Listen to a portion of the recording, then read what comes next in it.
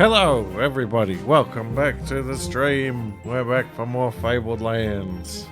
And I actually pressed all the right buttons this time, I think. I guess we'll see. Why are we here?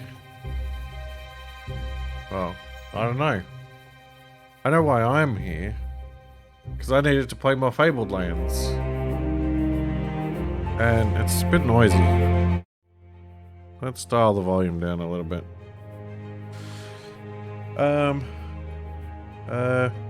Bit crushing the intro. I don't know what that means, Shock. Anyway, we're back. I picked up a few upgrades off screen. So I've got everything upgraded to at least a +2. So I got a silver flute, and then I found another silver flute, and I got some magic lockpicks, and then we've still got this +4 magic wand. But our stats are looking pretty respectable now. Still a bit low on the charisma and thievery, but we'll deal with that.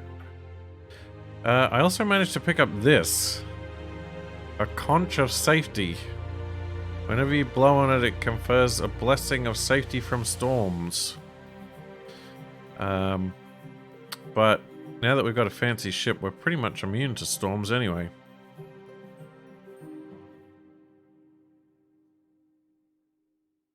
Oh, I did... some people during the previous stream were talking about something about Twitch's, like, compression doing something weird to music. Like it didn't affect like voices on streams, but it was affecting like music from games and things like that. It could be that's happening. I don't know what's like causing it or how to fix it. I think Wasted did say something about changing some kind of setting in Twitch. I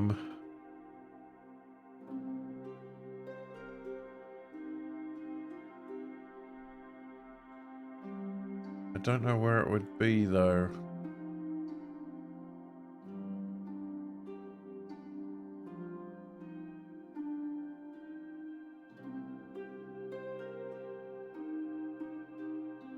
Yeah, I'm not sure about that.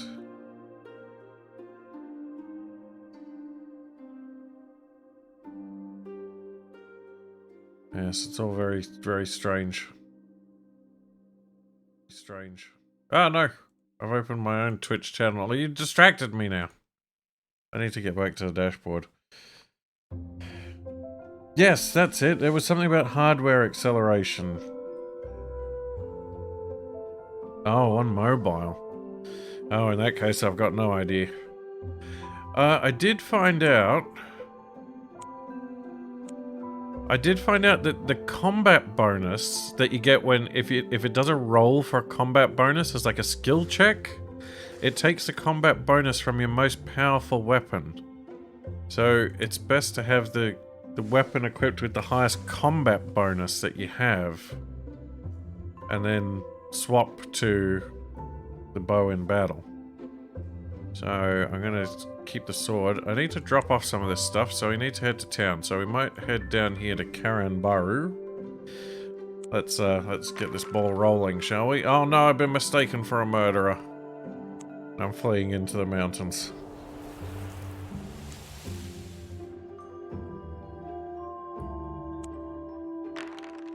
And I've been mistaken for a murderer again, and I'm fleeing back into the mountains. Oh, gotta love those random dice rolls. Alright, we'll head this way. Alright, so, some other things I did off screen. I did a bit of grinding to make some money. So you can see I've got 2,600 gold up here. I've got another $2,000 hidden away in my stash. And I've got all of this space in my secret stash now. And I accidentally bought a second treasure map which has the same stuff on it. That I can sell.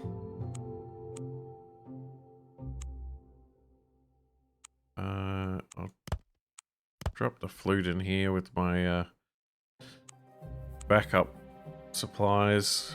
Drop the conch in here with my other seafood.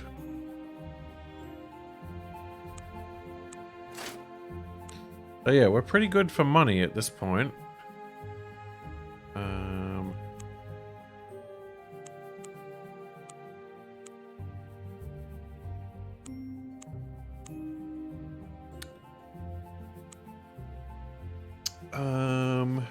Now, let's have a look at quests. So at the moment, that one we can never complete, unfortunately, because I lost the item. That one I don't want to do, because I don't want to steal from the gods. That's not right to do. We could try to deal with this dragon, but it's very difficult. We were looking for tales of intrigue and something about a spy.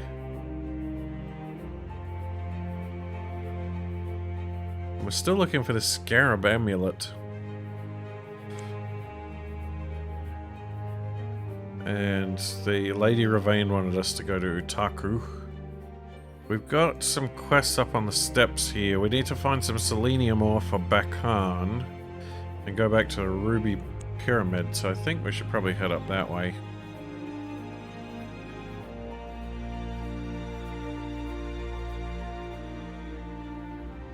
Let's mine for some silver, why not? Nope, didn't get anything. Oh well. Oh, I got caught in a trap. Oh well, we can get some healing in the Citadel. We'll head north to the steps.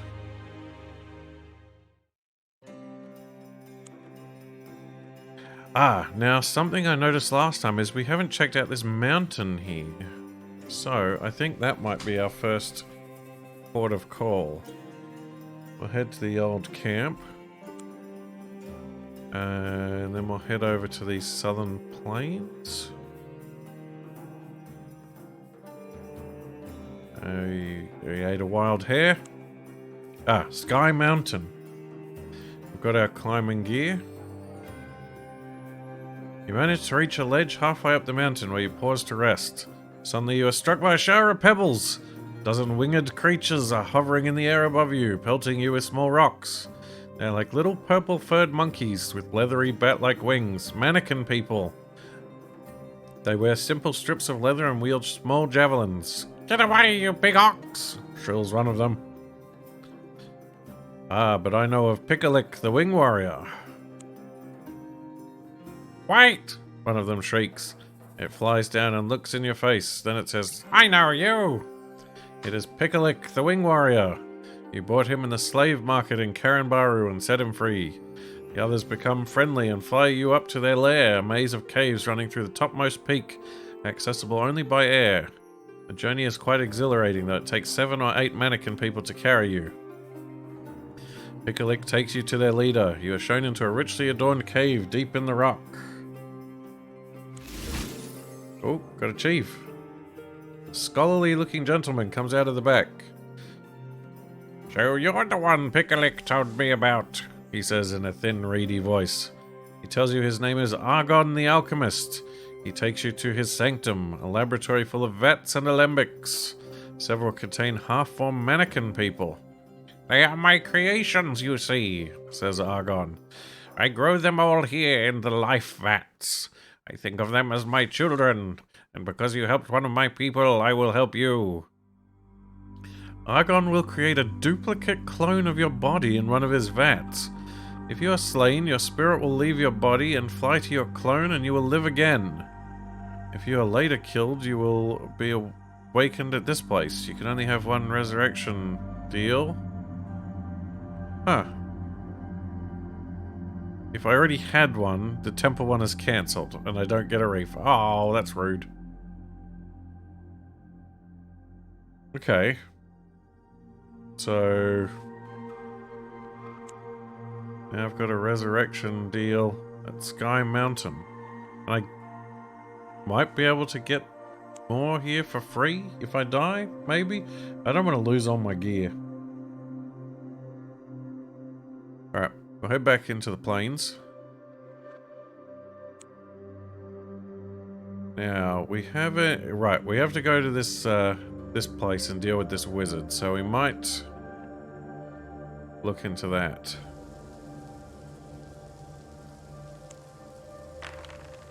And there's no event in the marshes.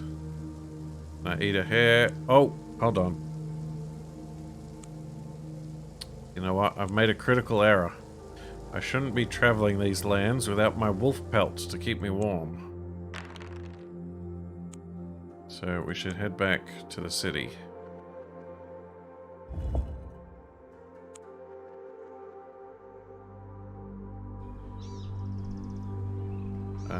Stash.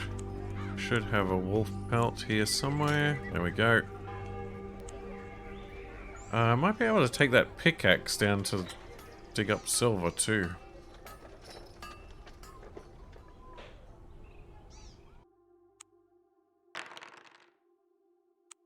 The tribes are all gathered. Oh no, we got to do the charisma test for the insults. That's right. They've got their market. Don't think I need anything from them at the moment. Nope. And I can remove disease there. We've been up to the northern mountains.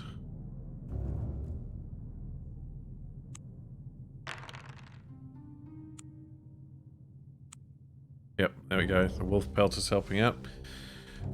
Alright, I'll do our first new save for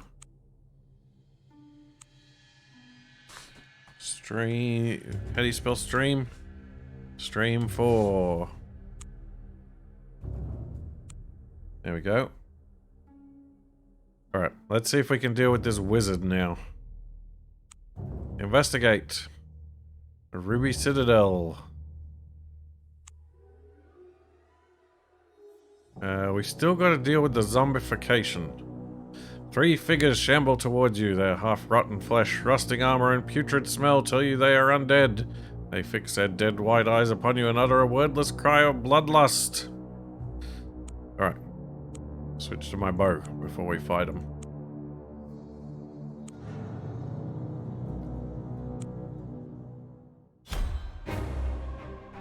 So, we want to summon the bear, and we want to place some traps.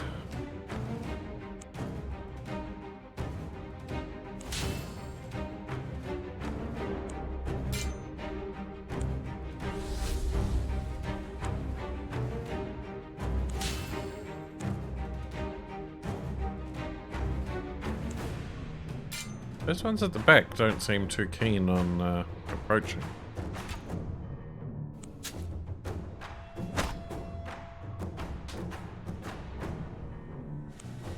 Oh, here they come.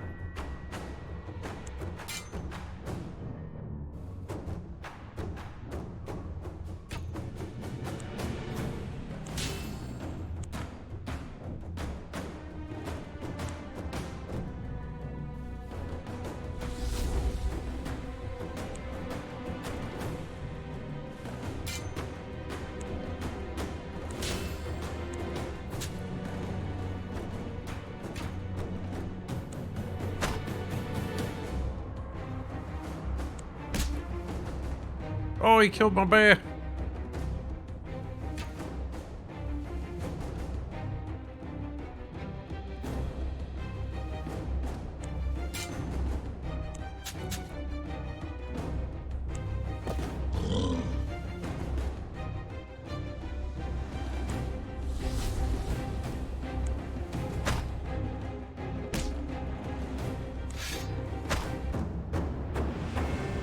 There we go, take that, zombies.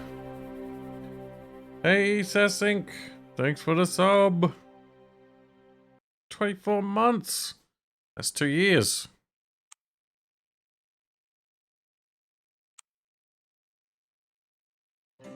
And I got the zombie disease again. That's alright.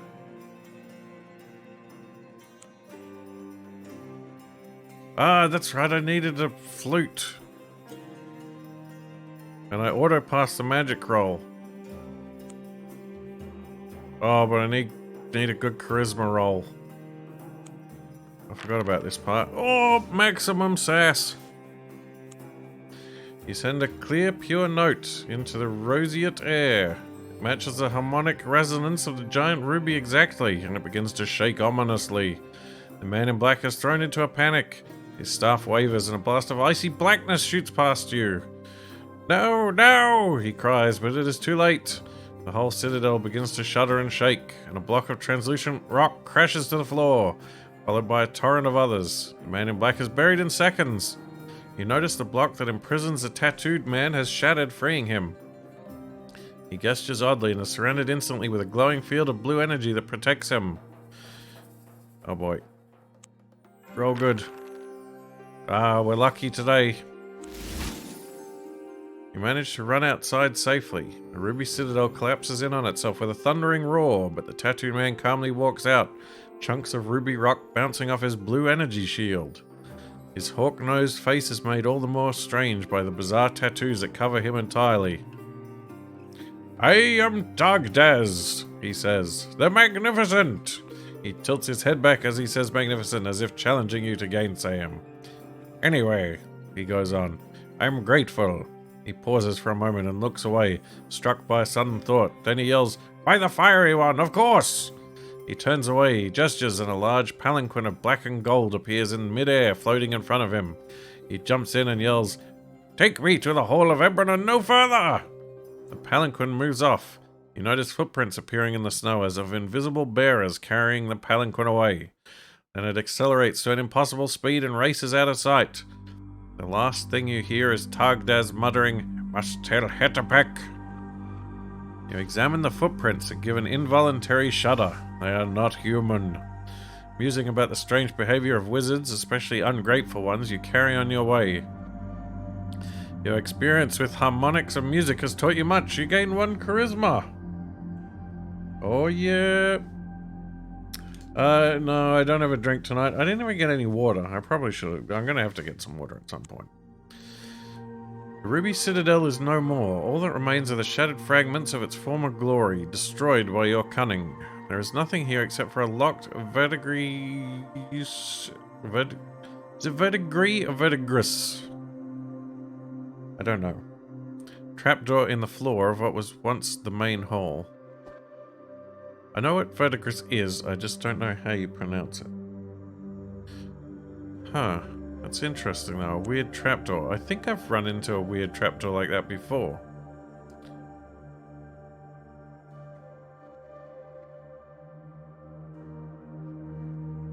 Okay.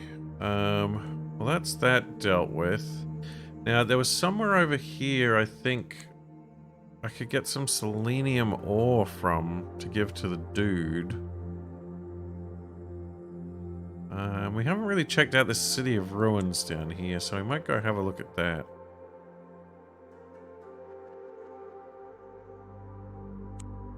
Oh, we gotta get this disease cured though.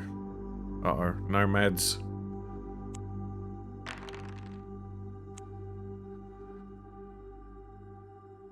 Let's stay and listen.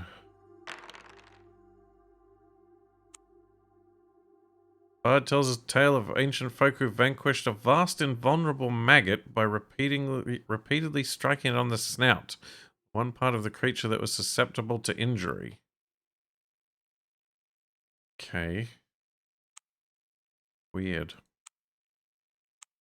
Alright. If we head back to this nomad camp, verdigris. Aha. There we go. Gathering of the tribes.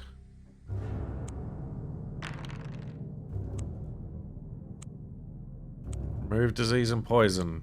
There we go. Now I'm feeling a bit better. Alright. Now... do a quick save. We'll head over to these weird ruins and scope them out. Oh, speaking of old ruins. Night is falling as it becomes ever more cold. You stumble across an ancient ruined tower. There is little left of the roof, but you manage to huddle in the corner, which shelters you from the cold wind. The night passes peacefully. And then I eat a rabbit. Head back through the marshy lands. And there's no event.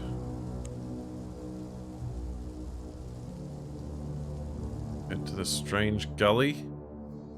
Let's investigate. Oh right, this is that shrine we found before. I don't want to steal from the shrine. I don't want to make gods angry at me. Hey, iStream! Thanks for the sub! Right, let's see what we find in the ruins.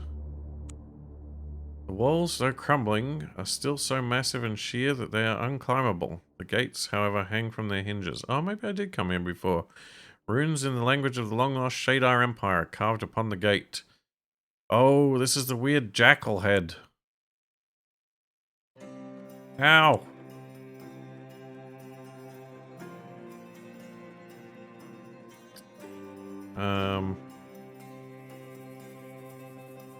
Right, we'll press on. There was somewhere to buy selenium over here. I can't remember where, though. A beguiling flute. You meet a troop of people marching through the steppes. They are nomads, townsfolk, even sailors by the look. Their clothes are in tatters, but they dance along tirelessly, a crazed, uncontrolled look in their eyes. At their head, a white centaur with a long white beard leads them in a merry dance. Half horse, half man, he plays a haunting melody on a silver flute. Music is so beguiling that it fills your heart with a terrible yearning desire to follow him. Oh, that doesn't sound good. But my magic is strong. You have heard tell of this centaur. Among the plains people, he is called the Horse That Sings, a living incarnation of the nomad spirit, the Wanderlust.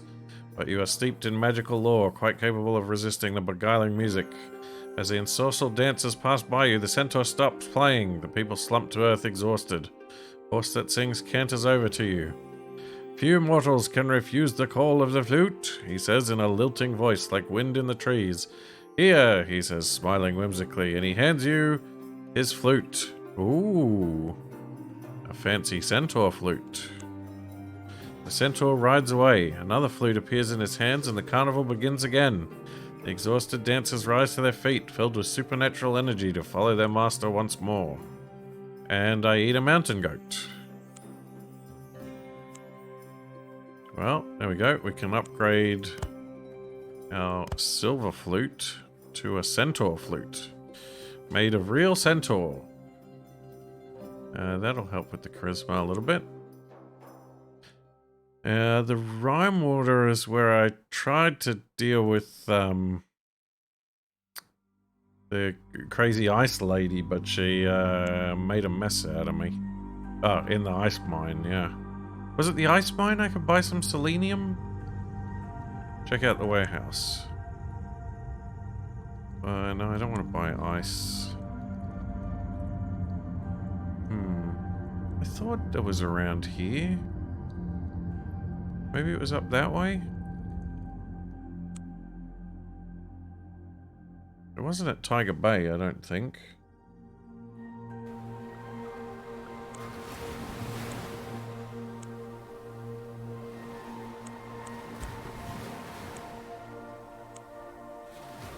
The River Plains? Well, the River of Destiny. Was it the caravan here? That might have been it. Nothing happens. Oh, I'll keep walking around until... Oh, we got the... Oh. No, Joe, I don't want to... I don't want to get caught up by the crazy centaur. Let's not go back to the Circle of Stones. No event. We could explore the pyramid a bit more. A black stallion is lapping at the water. You notice something odd about the tracks it has left in the mud. They are not the hoofprints of a horse, but of a kelpie, a shape-changing water sprite. Wicked. It lures travelers into the depths. It's a menace. We're gonna deal with it. Uh-oh, it's got pointy horns. Switch to bow. Oh, there's two of them.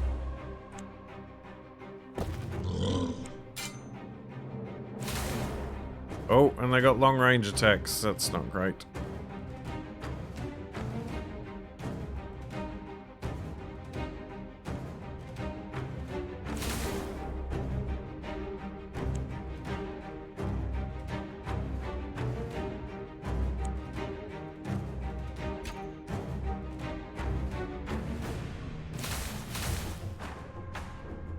Oof.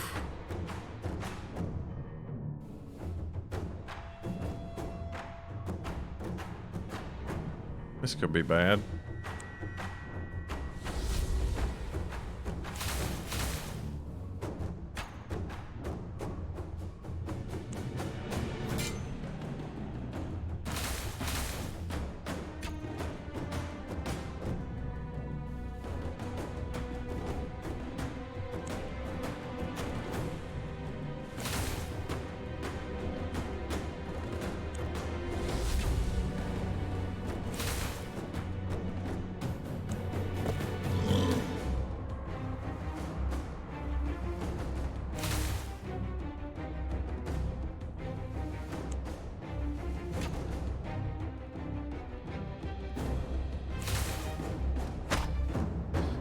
Ow, that hurt quite a bit. Those guys are tough. You're about to finish the creature off when it changes shape into a small furry fellow with webbed hands and feet and a thick heavy tail. It drops to its knees begging for mercy. Wait! Spare me and I will give you my treasure! Where is it? In a sunken grotto beneath the river. I will go and fetch it if it pleases you, my lord. It says grovelingly. Yeah, alright, bring me your treasure. It backs away from you, bowing and scraping, then it dives into the river with a splash. You wait and wait. After several minutes, your fears are confirmed. It's not coming back. Oh. What a joke. A bit low on the old health.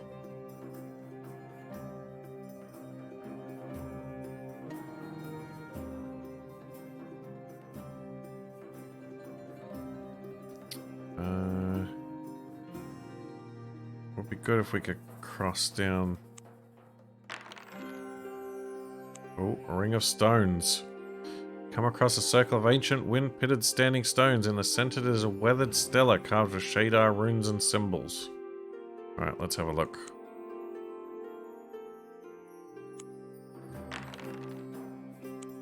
You realize this is an ancient temple sacred to gods as old as the hills. Oh, we need some kind of quest. Alright, let's head south. Hopefully there's somewhere to rest down here. High, jagged peaks tumble up to the verge of heaven. Legend has it this mountain was the exposed backbone of the slaughtered god Harkoon. Oh. As you climb up a steep trail, you see a waterfall. Something metallic glitters in the rock face. Oh, this is that plaque. I've already found that. I've mapped these mountains. Let's head down to Marmarek. Get some rest. And they apparently don't have an inn here.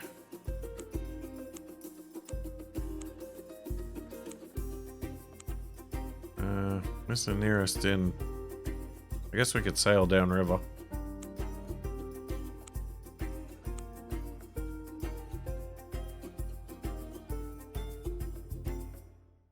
Disembark at Delpton. Stay at the inn. Listen for rumors. I think I've heard these rumors before.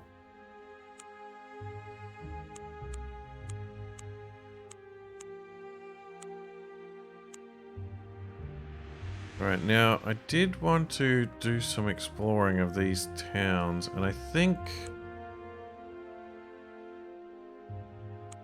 Yeah, alright. The Haunted Hills up here was where that dragon was.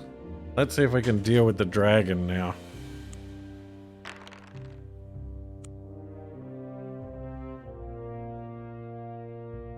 Oh, that's right, and I got a password for the forest over here. Let's... I think the password was rebirth. And, oh, I don't have the map on me. But I think I remember the way. Avoid the hamlet and the bold peasants. I think we wanted to go left.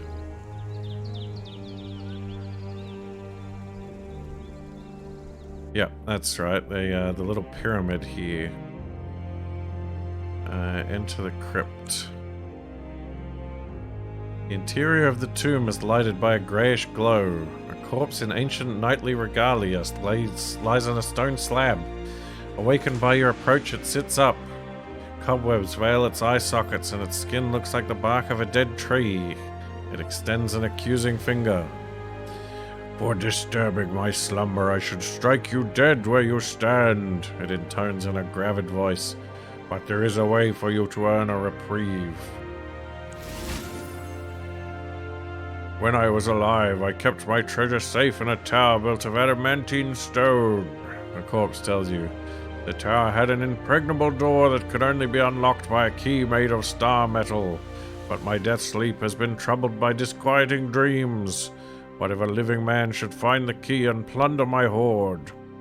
And what is it you want of me? You find yourself asking. Go and find the key of stars. Bring it back to me, then I shall permit you to take a reward. As you leave, you hear its parting words. But take care not to return empty-handed, for then my vengeance would be swift and terrible. Wait a minute, that's not... It's got nothing to do with the password.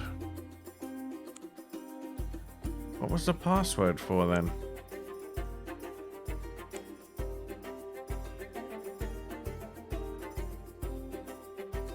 So he wants some kind of star key.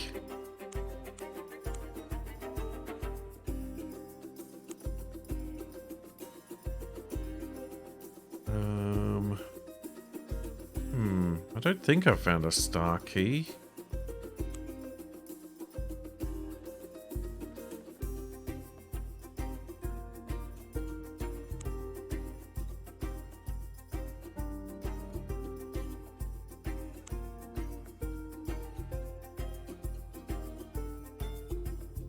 I don't know if I want to try to get the emerald, but was the emerald the thing that I needed the password for?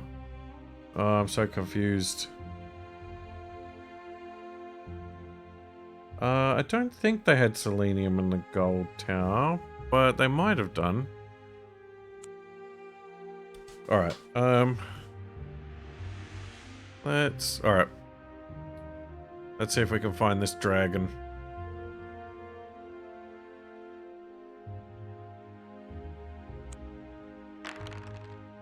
A prophet of doom. An insane man dressed in a long grey robe, stumbling up the path towards you, waving a stout stick. His spittle-streaked beard and wild mane of hair remind you of the temple images of Nagel, the lord of the departed.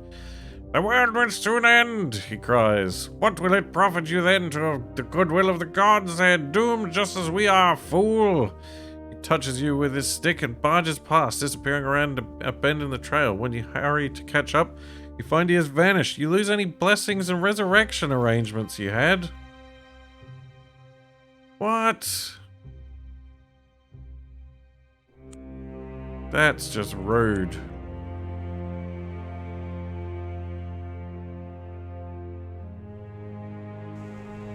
Alright, let's talk to these weird people in the hamlet. Unclean, warns the man, his voice just a ragged croak issuing from a mouth ravaged. Oh no, they got the plague!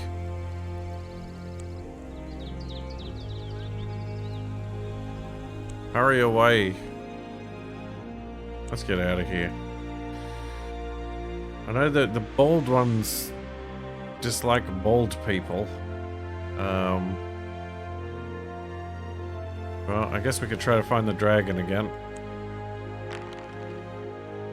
Oh, yep, that sounds pretty draconic. A long serpentine shape.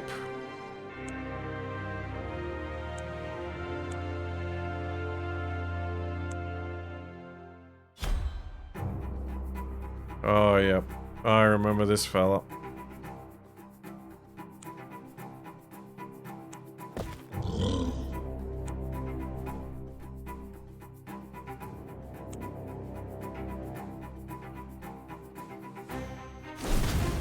Ow!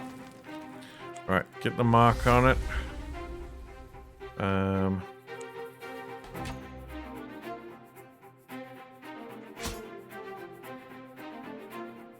Okay.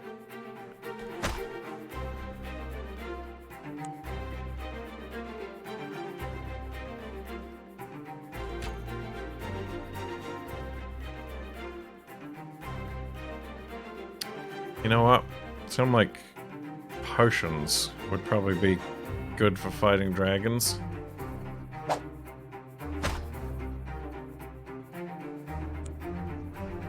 Oh, we're doing some good damage to it though.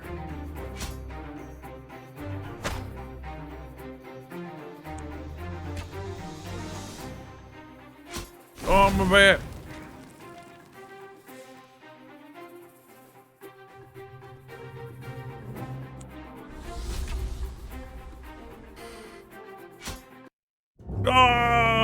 Oh, that was close.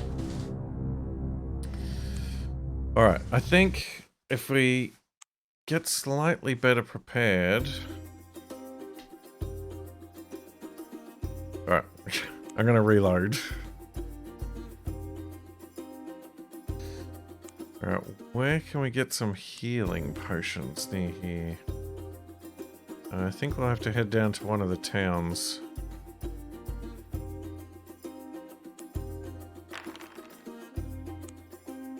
I don't have a fishing hook. Will they have some at Goldfall? No, they don't even have a thing.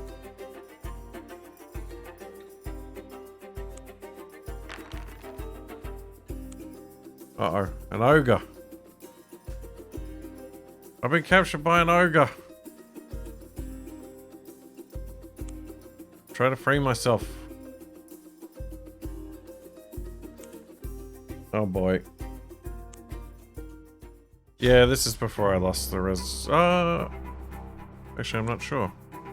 Yeah, this is before I lost the resurrection. Well, this thing looks hideous.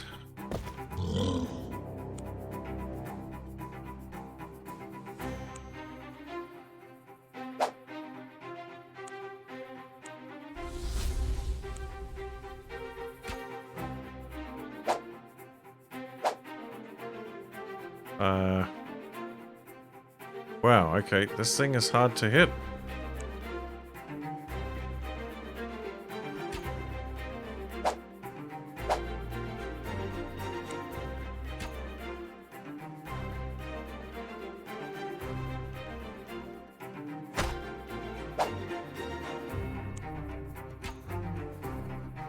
We're gonna need more arrows after this.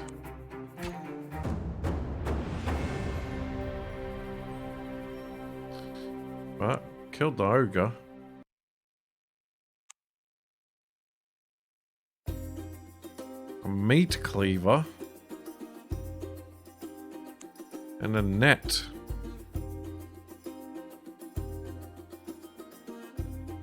Oh. Interesting. Wheat fields. Right.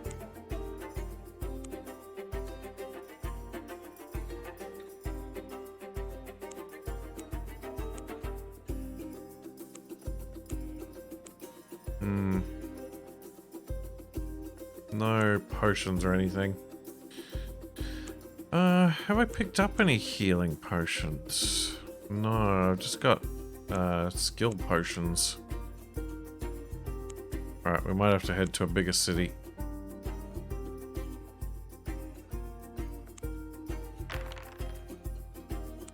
Pilgrims? I am an initiative lacuna.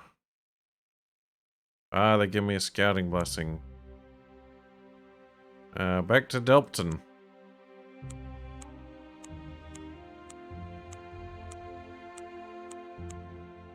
Oh, nothing.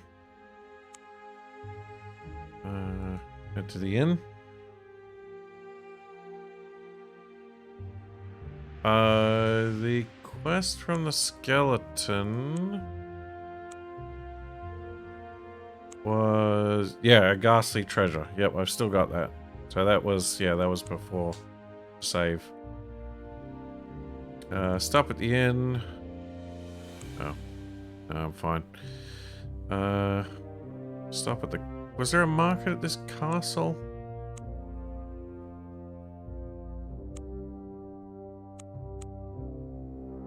Oh, full plate.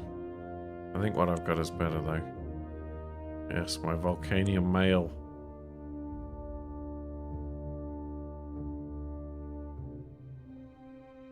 Oh, Diamond Lance. Oh, that battle axe is pretty epic.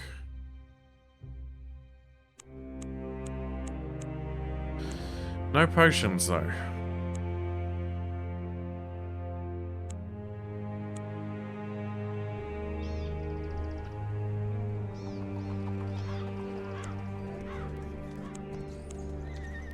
Right, surely the big city will have nothing.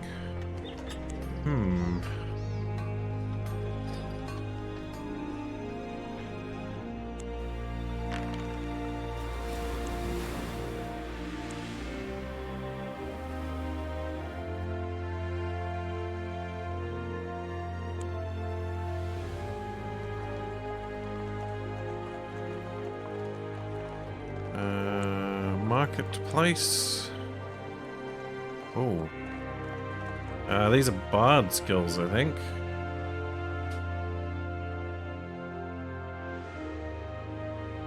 Ooh, illusory clone. Creates a copy of yourself. Has the same stats as you, but only 1 stamina.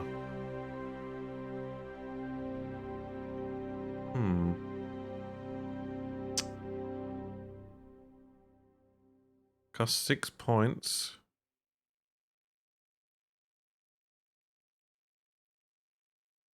If I could have a bear and an illusory clone, that might be interesting.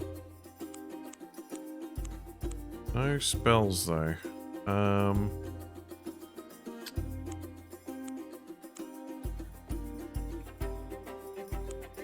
Base charisma 6. I do have 7 base charisma, so I could use it. You know what? Why not?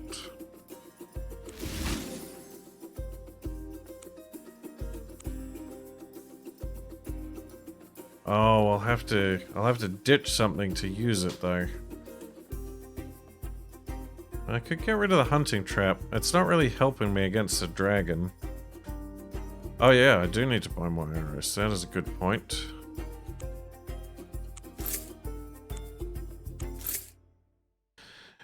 Now, I think...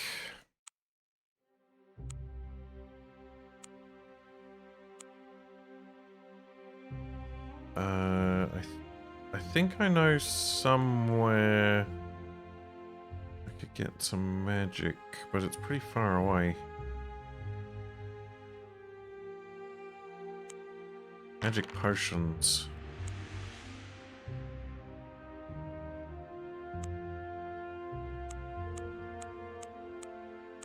I think I can get some from the Wizard's Island, but that's pretty far away.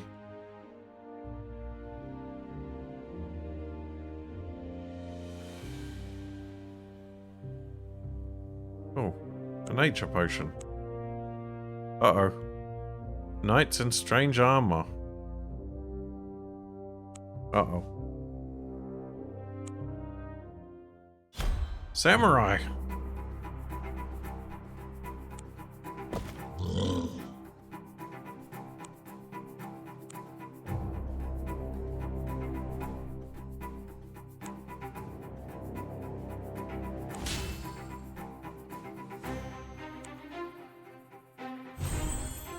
Aha! The power of illusion!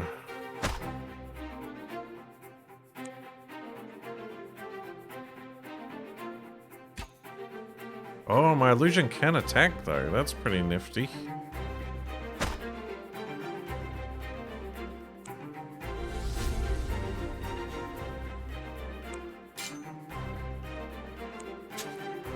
Yeah, get trapped.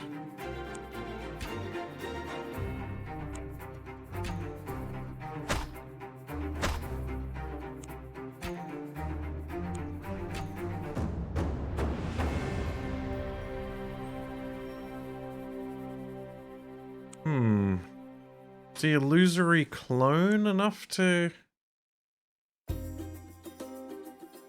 Ooh, a katana. An elegant weapon for an uncivilized age. Oh no! My inventory.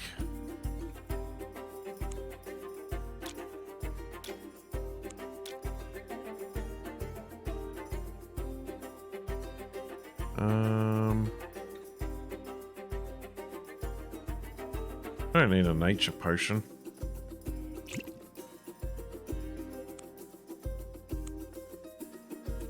Right, we need to get back to town. Let's head to Wishport.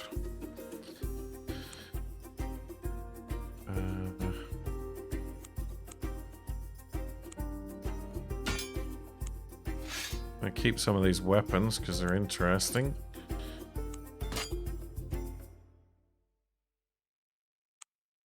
Head to the market. Any potions here? Nope.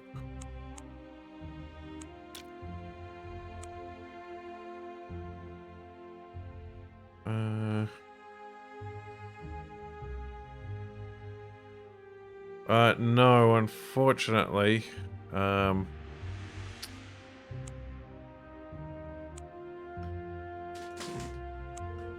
Unfortunately, my backpack is what it is. Right. You know what? Let's see if we can deal with the dragon now that I've got a ghost friend. What the? Okay.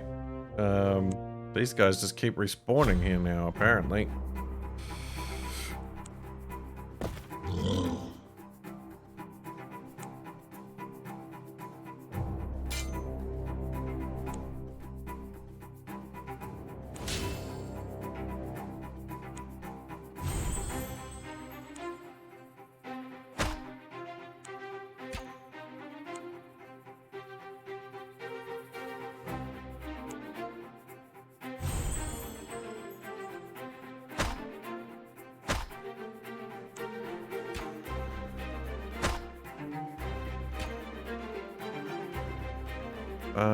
I don't know if these illusions are using up my arrows or if they're just sort of generating their own arrows.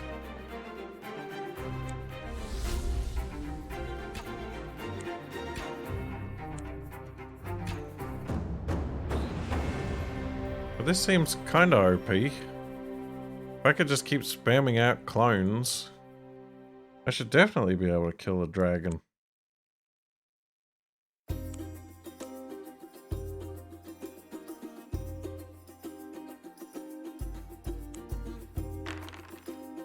Uh-oh. An unusual wager. A rangy, unshaven fellow with a broad grin catches up as you are walking along a lane, proposes a contest of holiness. I'll wager everything I've got against everything you've got, he says cheerily. What have you got? He shows you a diamond worth at least 600 shards.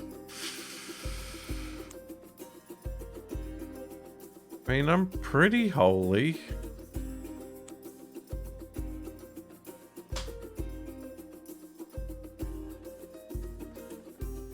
Alright, do a quick save. Accept. Oh yeah, we got this for sure. The stranger says he will prove his holiness by preaching a sermon to the local cats, since cats are known to be ungodly creatures. He starts to screech and howl in a most unearthly way, and sure enough, after a few minutes, a group of assorted cats is collected by the roadside to listen. You see, says the stranger, they listen raptly, the little darlings. I'm sure they'll go home better cats for that sermon. Now it's your turn. As a hunter yourself, you doubt the cats have reformed quite that readily. Catching a mouse, you fling it among them, and the congregation dissolves into the usual feline squabbling and cruelty. With an angry oath, the stranger vanishes in a puff of brimstone smoke, leaving behind a diamond worth 300 shards. Well, interesting.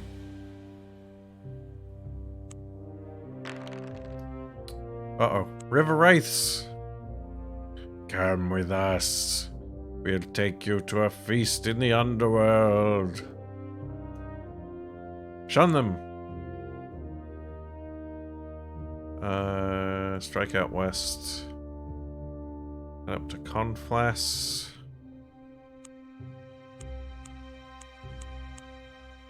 Nope, no potions around here. And up to the Abbey.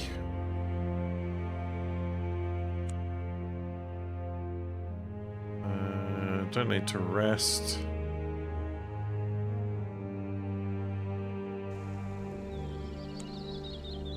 We will press on through. Alright, do a save and head for the hills.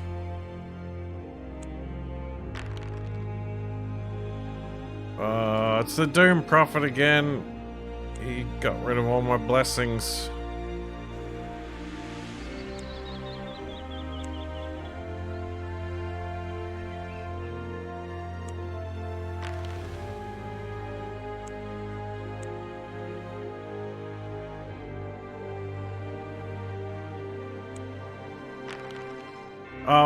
Oh dear. I forgot about the Hydra that was up here.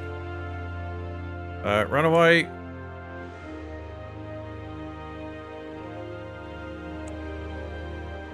Ow.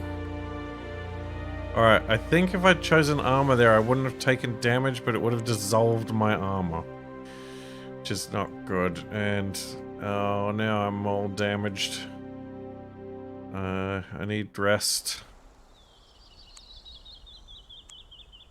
Back to the Abbey.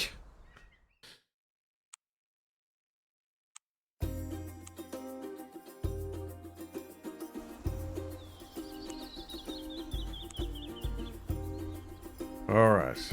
Don't go up into the mountains this time. Alright, it's dragon fighting time.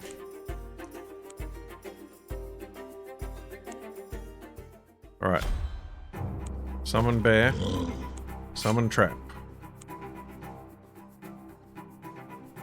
Bear stays there and defends. Ow. Illusory clone.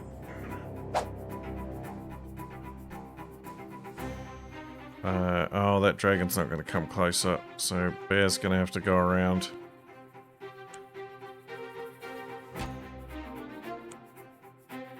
Alright, mark.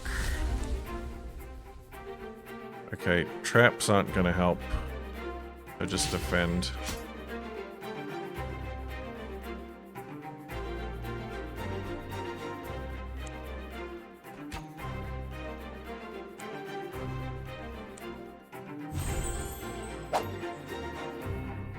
There we go. This is how you fight a dragon.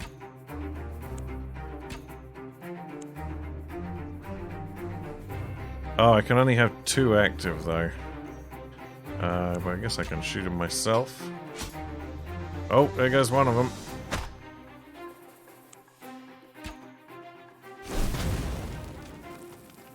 Right, put the mark back on him. Oh, we're getting a bit low on health. Oh, there goes the bear.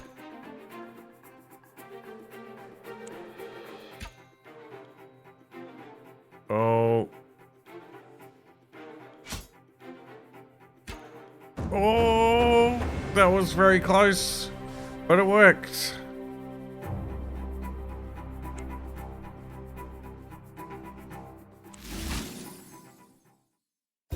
You can take the dragon's head as a trophy.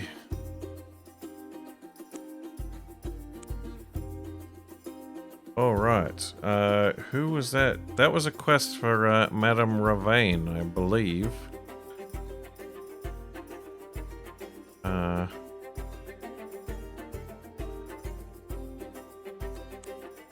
I need to get some healing though.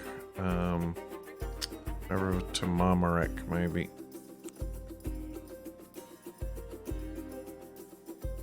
Oh, no healing here. Sail down river.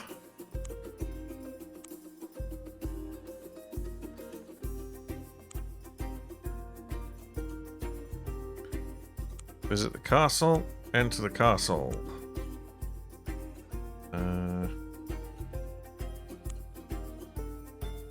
No, I don't want to rob the treasury. State my business. Request an audience with the Baroness. I'm in pursuit of a quest. I have slain the dragon. There is a gasp from everyone present when you unroll your cape and show what you have brought. It is a marvel, cries Vanna, leaping to her feet. Truly, you are as great as any knight of this court. You gain 1 rank. Maximum stamina is increased by 2. You've also gained a new skill. Choose one of the following items. Eagle Eye. Increase the range of your character's weapon attacks by 2. And your critical hit chance with ranged weapons by 50% for 4 turns. Or Poisonous Vial. Poisons 1 non-adjacent target for the next 3 turns. At the beginning of its turn, the target loses current poison duration left from stamina and 1 duration... What? Poisons 1 non-adjacent target for the next 3 turns. At the beginning of its turn, the target loses current poison duration left from stamina and 1 duration of poison? I'm a bit confused about how that works. Hot Pursuit is... I've already got that. That's the one that's buffing my bear. I guess I probably want Eagle Eye, even though I'm not going to use it. Your gain in rank has taught you much. You feel tougher, luckier, and generally better able to deal with trouble. Also, Vanna takes her sword and knights you on the spot. You're given the title Paladin of Ravane and assured that you will always be welcome here. Aha! I'm a paladin!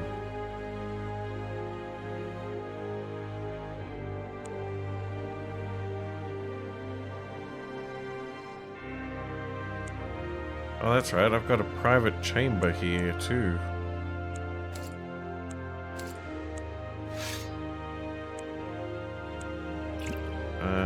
May as well read the skill book. Eagle Eye.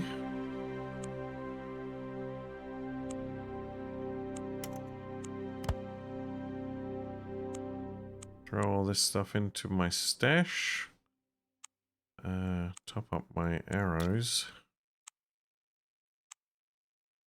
Alright, so now I'm the paladin, so I can just enter the keep whenever I want. This wizard dude wanted me to do something. Uh-oh. He just teleported me somewhere because he's mad because I showed up without finishing his quest, which I can't remember what it was. And I'm out in the countryside. No, I don't want to rob their treasures. Alright, you know what? I'm gonna head to the city. I don't think we, like, explored these cities. Uh-oh, an execution. You witnessed a group of soldiers executing a criminal. Ew. Find the spectacle so salutary that you lose a blessing. Ah, that's rude. Explore the town. A bizarre tale. You hear the tale of a merchant who resolved to do business with the trow. Oh, but they wouldn't let him leave the market because he didn't want to pay. Yeah, I know about that already. Honey for a thief. There is talk of a valuable gem that has recently arrived on a ship from Utaku. Should we try to steal a gem?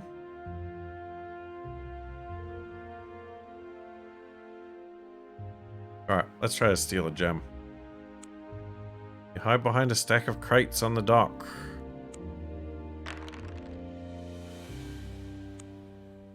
Sneak onto the ship, tiptoe into the captain's cabin while he's sleeping, and off a rum-soaked evening and steal the gem.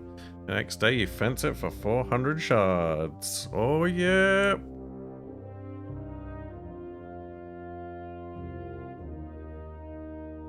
I still haven't found any way to get some health potions though. Now, we could try... I mean, now that I've got these clones... I could try to take on that Hydra. Should we try to take on a Hydra? It can't be harder than the dragon, surely.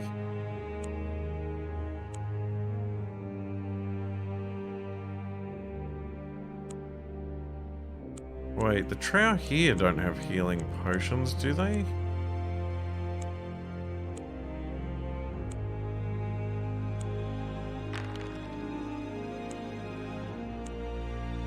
Oh well. I'm not going to keep re-rolling until the market shows up. Could I do anything here at the monastery?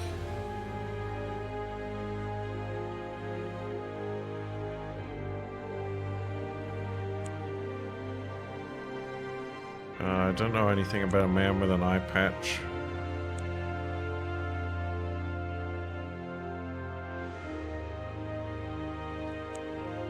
Wait, why have I got a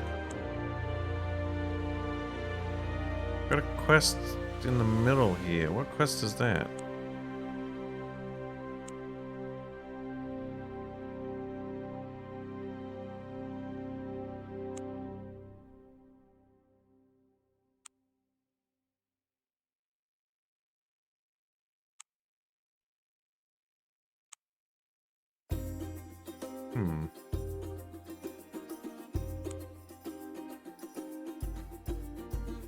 Is it something in the Whistling Heath? Oh, this is... Oh, this is where the key is.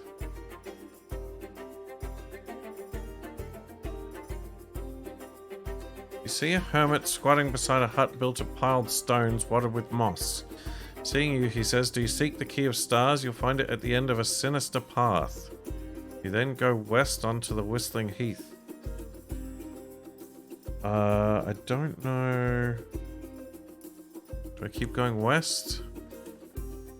Oh no, now which way? Keep going west. You come across a goblin crouched on a toadstool chewing a dead rat. Blood dribbles down its chin as it looks at you and grins. It says, She works hard to fill her larder. Her mother died after killing father. What's that? The goblin gobbles up the last bit of rat. Answer that riddle and you'll know the safe door to take in the old fort on the coast. She works hard to fill her larder. Her mother died after killing father.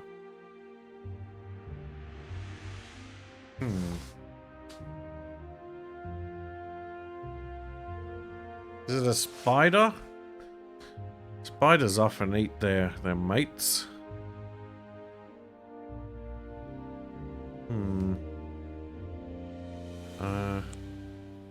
You're attacked without warning by a troll.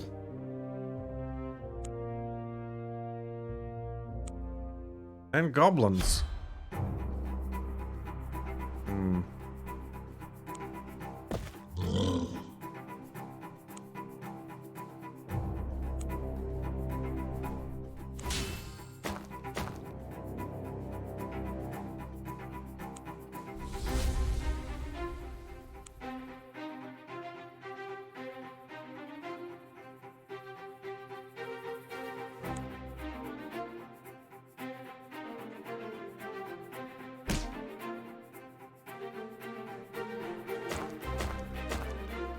Oof.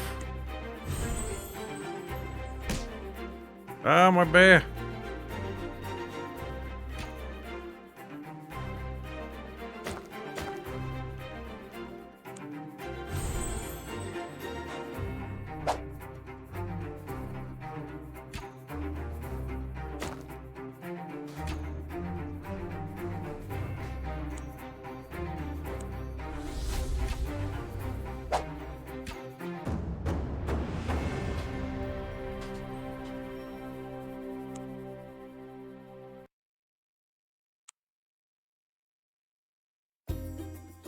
Oh. I don't know the way to get through there, but apparently that star key that I need is there.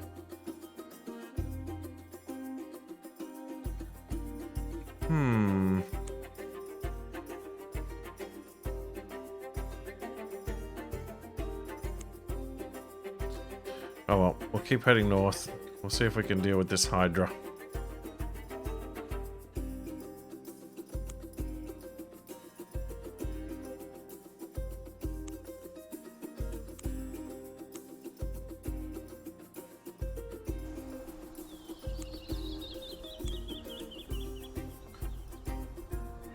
Head up into the mountains.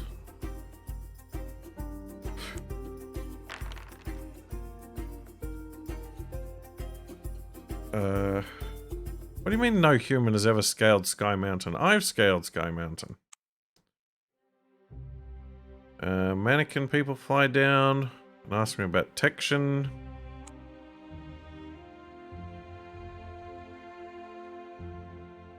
Oh, I probably shouldn't have gone here. I don't want to run into another dragon.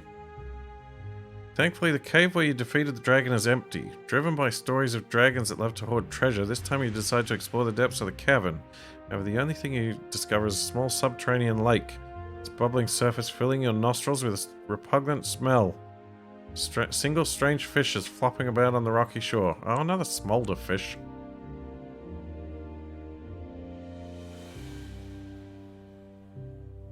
Alright. Here we go. It's a Hydra. We're fighting it.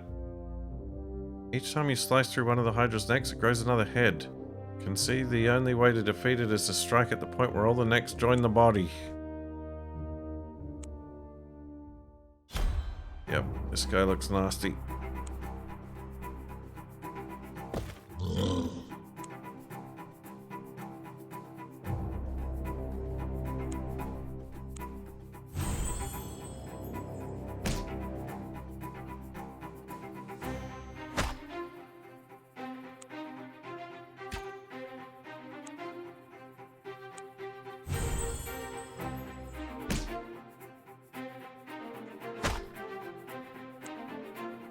Ah, this thing's not so bad.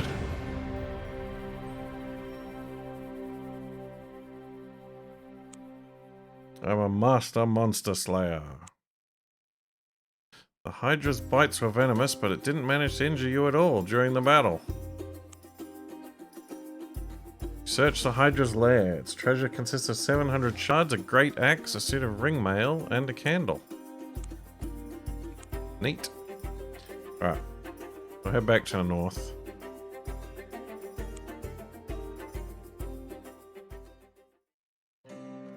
I do know a Pickalick.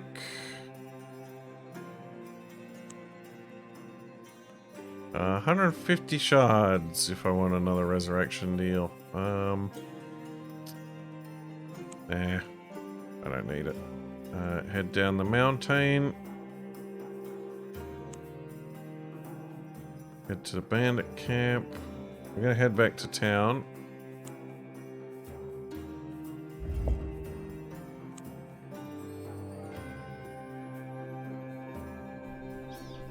Now, we can go to the market. Sell the great axe. Ah, potion of healing. I'll grab one of those.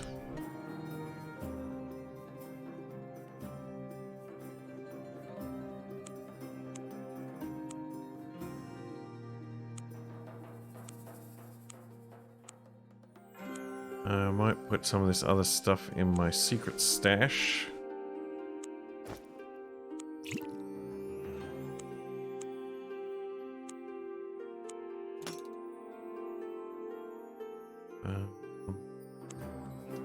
Might buy some more arrows too.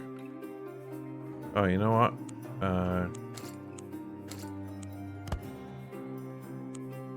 Get some of those out. Take them to the market. Get some real cash. Put some coins in the stash in case I get robbed. Yeah, that's probably a good idea.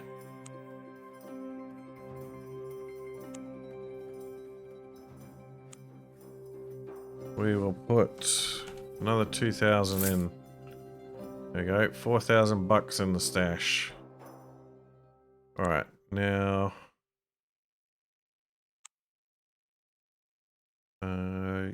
let's go back to the Ruby Pyramid and see what's going on there after we messed it up. Oh wait, it's a trapdoor now, isn't it?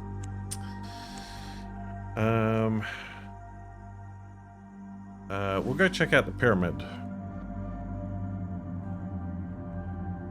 Oh, we might be able to fight the ice lady under the lake.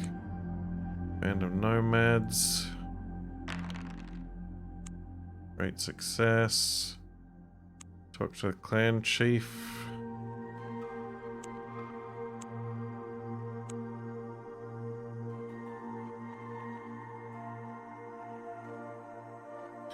It depends what the event is. There are some events that'll just steal your money.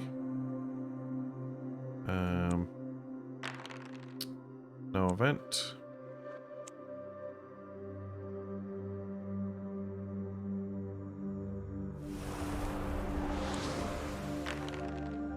Running footsteps. Uh-oh, rabid wolves. I don't want to catch rabies. Rabies is bad.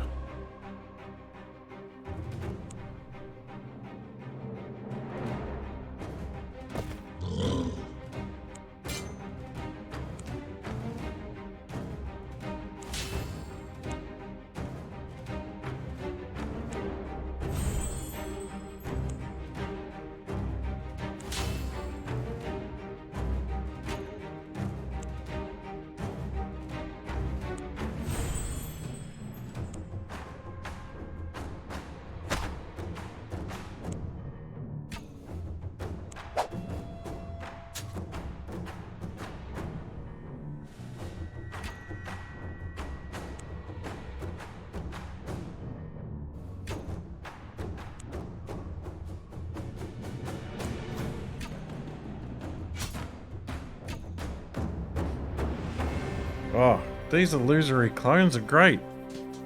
The bear is taking all the attention, and my illusory clones can just sit back and fill them full of arrows. Couple of wolf pelts. Right, let's check out the pyramid. Rising up out of the white waste, a great pyramid stands. It is panelled with a strange yellowish marble, and an ornately carved gateway is set into one of its faces, flanked by two idols. Curiously, it is untouched by the snow, and as you draw nearer, you realize it's giving off a faint warmth, enough to melt any ice or snow that falls upon it. Steps cut into the sides of the pyramid lead up to its flat top. Approach the gates. The gate is flanked by two stone idols, man-like but with the heads of jackals. Ah, that's right, I didn't,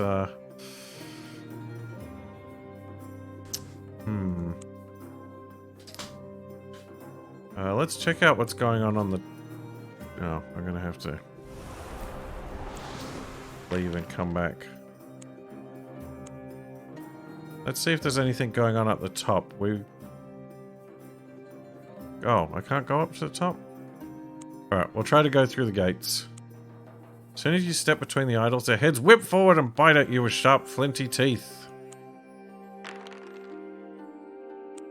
You manage to evade the worst of their assaults and enter. Inside the pyramid is cool and dark. You've come to a long hall painted with murals depicting the life and times of Zynok, the priest king of the old Shadar Empire. At the far end is another archway. Shadar runes are carved around it, full of dire warnings and curses for those who dare walk through it. Well, I mean, I guess we're here. Make a magic roll. Ah, I got good magics. Runes above the arch glow ominously as you walk through, but you know enough magical lore to ward off any ill effects of the Shadar curse. As soon as you pass through the arch, a huge slab of solid stone slams down over the portal, sealing you within. You're trapped inside a circular chamber. Its smooth walls rise up and up to the top of the pyramid, where small holes let in thin shafts of light. The floor is crawling with large stag beetles, and the dim, dusty room is filled with the unpleasant sound of their mandibles working back and forth. You look around, but there is no way out. As you are pondering your own death by starvation, the walls begin to glow. You're bathed in a soft, dirty yellow light. Your clothes begin to grow, or is it you that is growing smaller?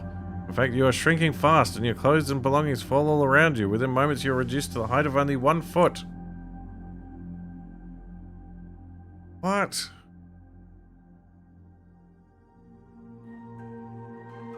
You cannot carry any of your backpack possessions except for any keys you might have. What?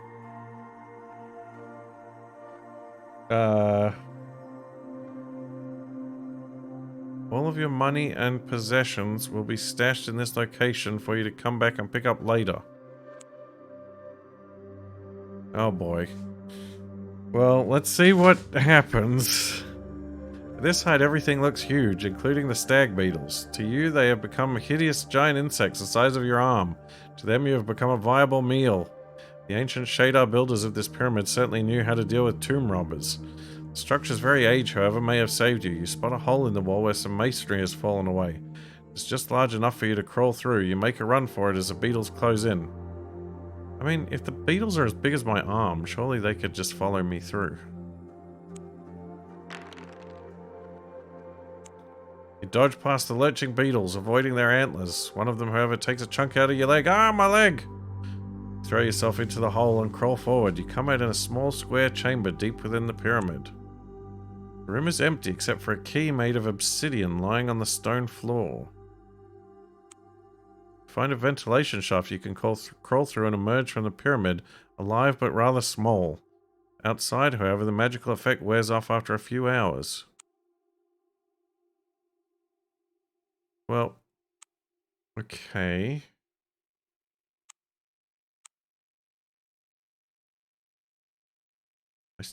Oh, I don't have the knowledge, though. I can go back in.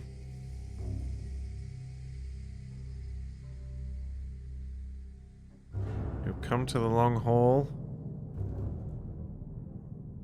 At the far end, there is an archway completely sealed with a block of stone. Beyond it is a chamber in which you have had to leave your equipment when you're magically shrunken. From this side, you notice a small triangular hole in the block. It needs a pyramid key, but I got an obsidian key. So what did I actually... Oh, I lost all my good equipment and my armor and my weapons. And some other junk. That's not good. Obsidian key.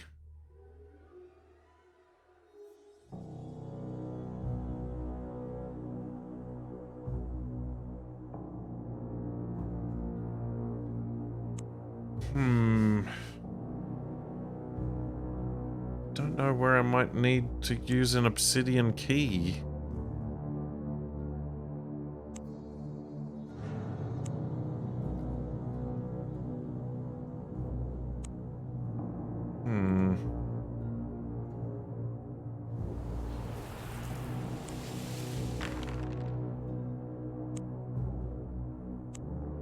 I don't have my wolf pelt either. That's not good.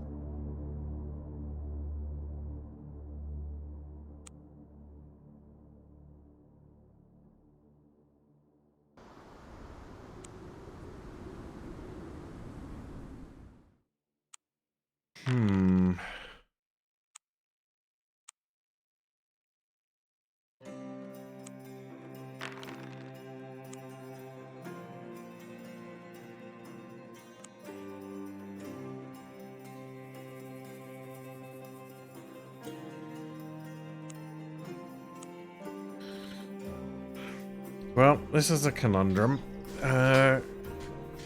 Should I reload? Or do I try to find a way to...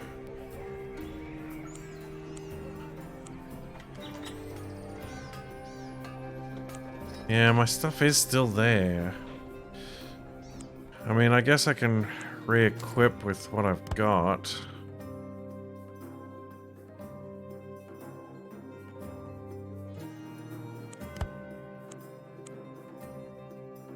I might need to buy some replacement gear, though.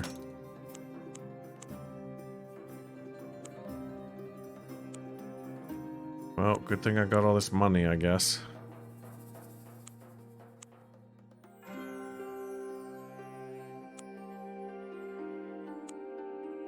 Oh!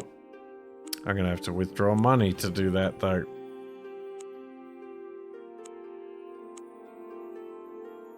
Take out 800. That should be enough to buy what I need.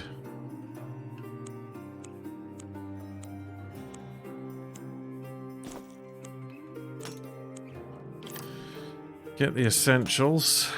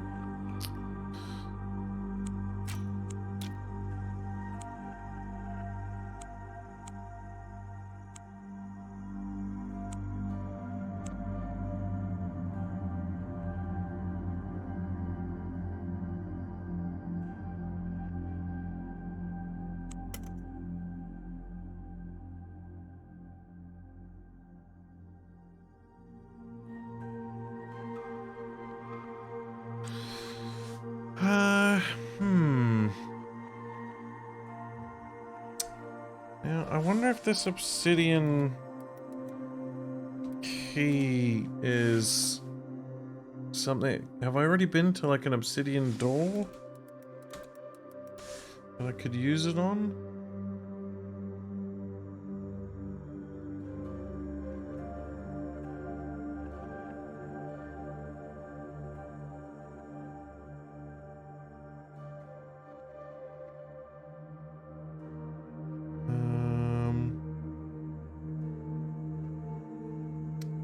It's got to be something shadar related.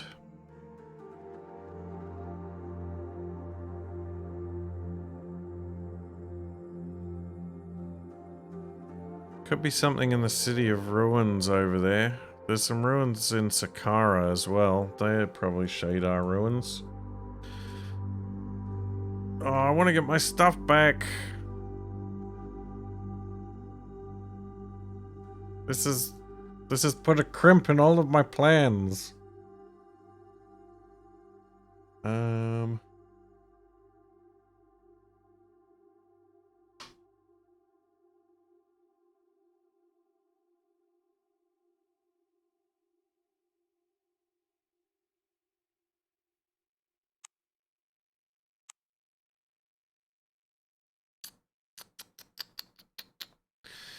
Yeah, I guess. Oh, these things are expensive, though.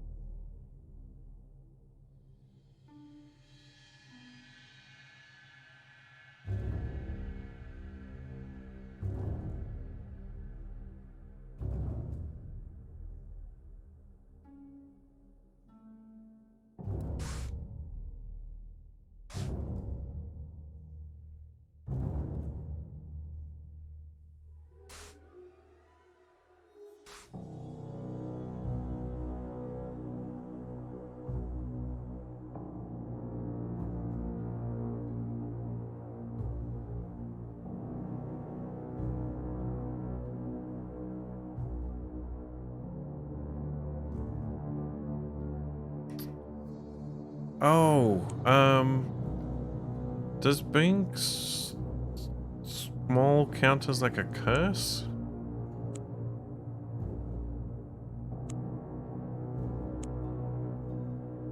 No, apparently not.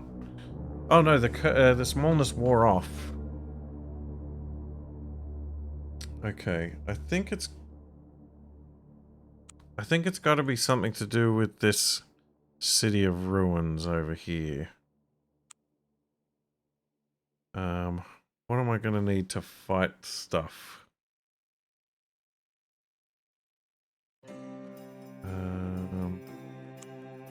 I've got my wolf pelt. I got arrows. I've still got my spells, so I can summon the bear. You know what? I'm just going to go with what I got. We'll see how it goes.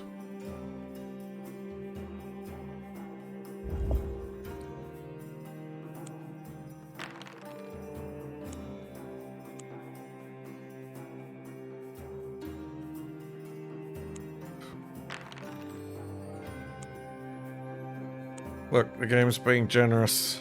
It's making me not die. It's not giving me trouble. Right, let's check out these ruins. So... I don't have a banner. Oh, okay. I need a banner.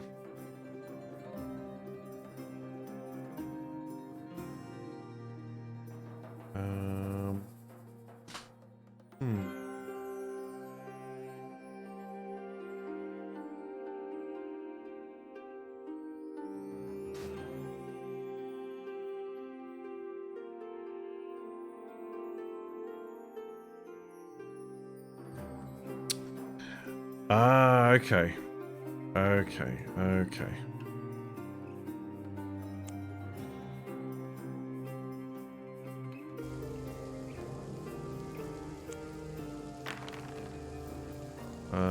A light. Dusk is sweeping its twilight robes across the steps when you notice a glowing nacreous light flickering from what looks like a half-sunken rock in the center of the marsh. Investigate. It'll be tricky finding a solid path through the marsh. Yeah, not that tricky. Find a safe path to the glowing light. As you draw nearer, you realize it is coming from the belfry of a sunken tower, only the tip of which is jutting out of the marsh. You step inside the ruin through what was once a window. Inside it is dank and musty, bone-numbingly cold. An ornate bronze brazier burns with a sickly green light that flickers eerily in the gathering gloom of evening. Oddly, it gives off not a welcoming warmth, but an icy chill. A hunched spectral figure dressed in what once were rich, ornately stitched robes, but are now little more than rags, squats before the wan emerald flames. It turns its phantasmal face to gaze upon you with eyes as black as the pits of hell. The ghostly figure rasps in a sepulchral whisper. "Here dares disturb Kotep, sentinel of the glorious Shadar Empire." Oh, well, these seem to be the guys that I'm looking for. It rises into the air on an ethereal wind and glides toward you, reaching out with blackened, withered claws. Uh-oh. You stand firm, resolute in your faith. The phantom figure shrinks back, cowed by your divine power. "I only seek to perform my allotted task, for am I not the sentinel of the Empire?" It moans, suddenly contrite under your divinely inspired gaze. "The Shadar Empire sank beneath the seas of time thousands of years ago, and you should have gone with it," you reply. The phantom seems to hesitate, and then says, "I see that is true." "I see that is true. Perhaps at last I can rest." With that, it fades away with a ghostly wail. Instantly, the cold green flames wink out, and you are left alone in the ruined tower. Amid the debris, you find an old banner emblazoned with a golden sun and a green gem worth 100 shards. Wait, that's the banner I need!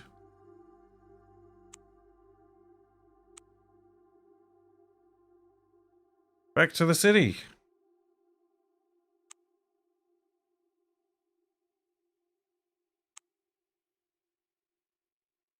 Use the banner of the Shadar. It seems to recognize the banner. Harsh friend! It booms and then fades away. You enter the ruined city along a road lined with gigantic stone heads. Each granite face sheds carved tiers of stone.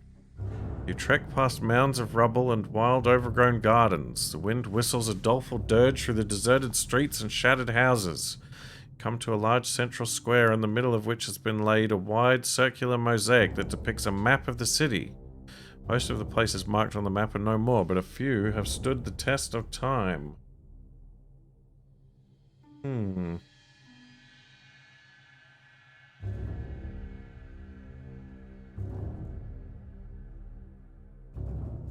Uh...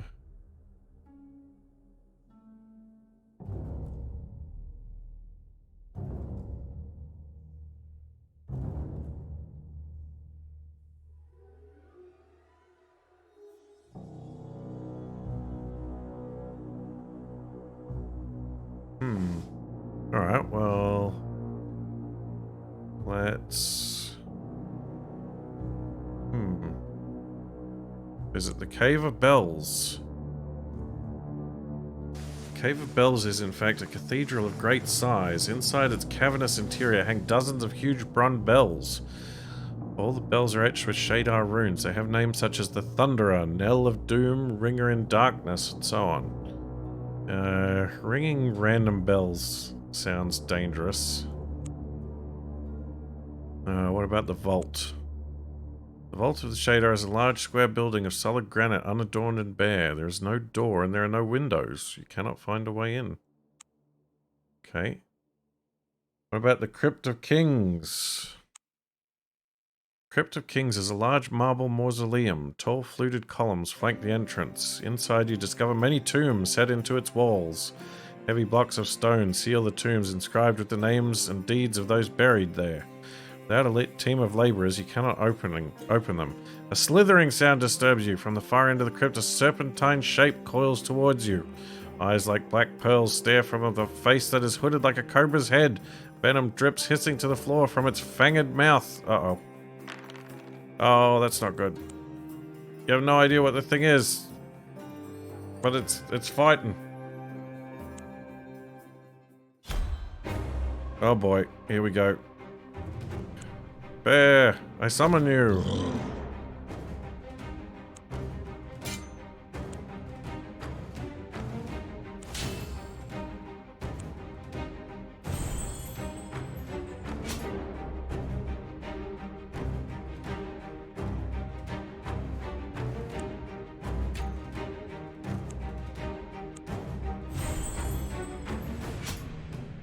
Well, there goes the bear.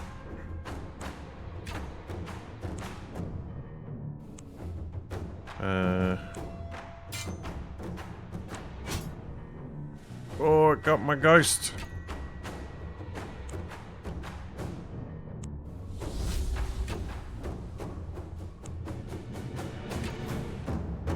Oh, scary snake demon.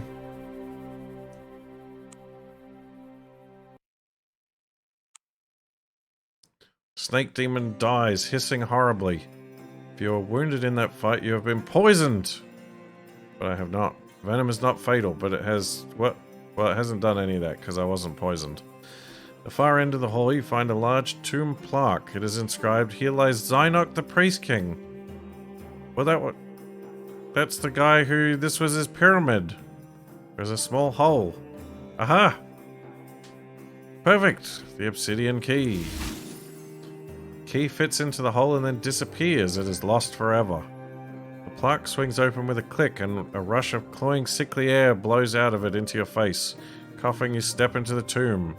Inside you find a heavy stone sarcophagus, around which has been arrayed the goods and materials for Zynoc to use in the afterlife. Much of it is decayed and rotten now, but not the more durable items. You find a pyramid key. You also find a shadar sword. Some heavy plate. A jar of uncanny salts. Ooh, and a ring of defense. You also find some rainbow-colored parrot fungus inside an old jar of oil. Well, Okay.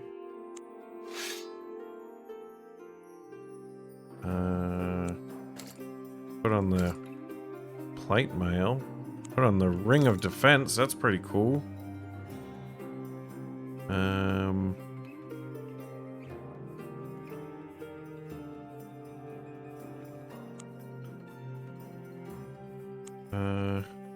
Still no way into the vault. Wait. Knowledge from the Shadar Codex. Did I have a Shadar Codex in my stash? Let's head back to town and see.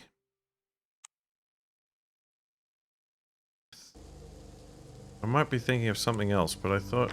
Oh no, I had a scroll of Ebra. Uh-oh. A weird hut. You see a strange leathery-looking hut resting on thin stilts that are sunk into the marsh like legs of a giant insect. You recognize it as the hut of Guragoru. Guragoru is said to be an evil old crone, whose hut is a living thing that can walk about on its legs. Let's just sneak on out of here. That sounds a bit creepy, especially when I'm not fully equipped. Is it Shadar or Shadar? That's a good question. I always pronounced it Shadar, but I could be wrong. Do I want to... I don't need a wolf pelt, I got heaps.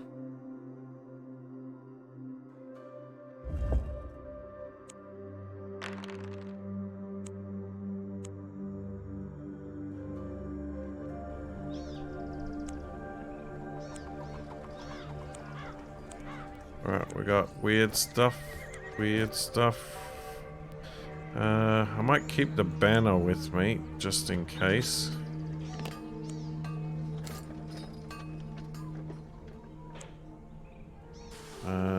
I am gonna need some room though. I guess I can ditch the climbing gear, because I'm not gonna need that right now.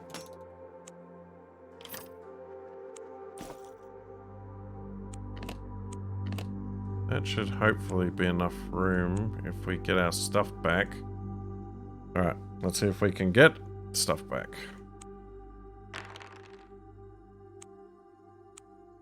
In fact, I might do a quick save.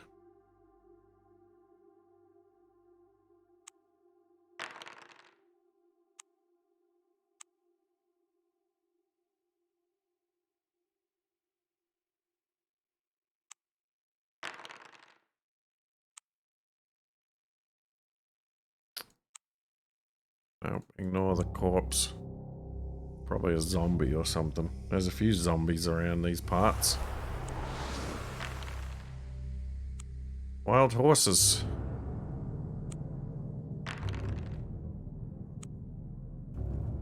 Ah, the steed of Tambu. I don't want to go anywhere though, because I'm almost at my destination. Alright, approach. I still don't have any knowledge about these idols. Right, use the pyramid key.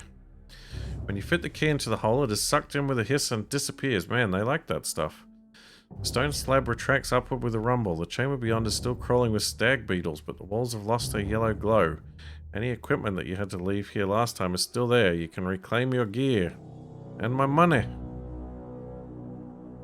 First, you gather your previous equipment.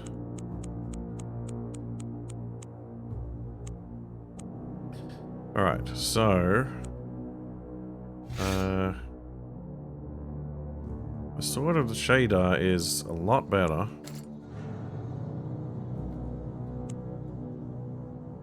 I got my bow back. And my armor. And I can socket all this stuff. Oh, I got my fancy helmet too.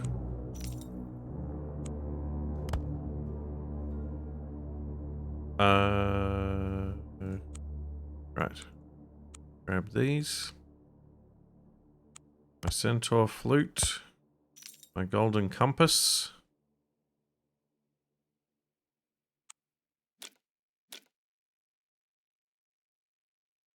I think that's everything. Oh, then my backpack as well.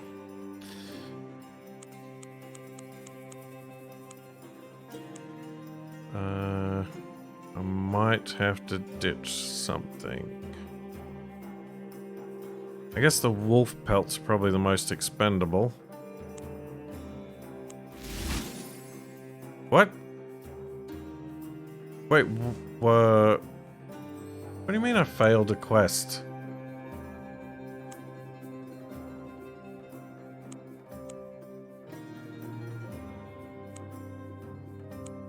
Huh?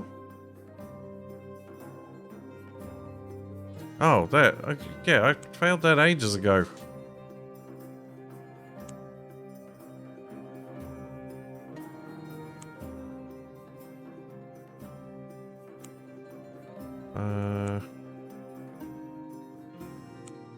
I mean, the arrows are worth the least.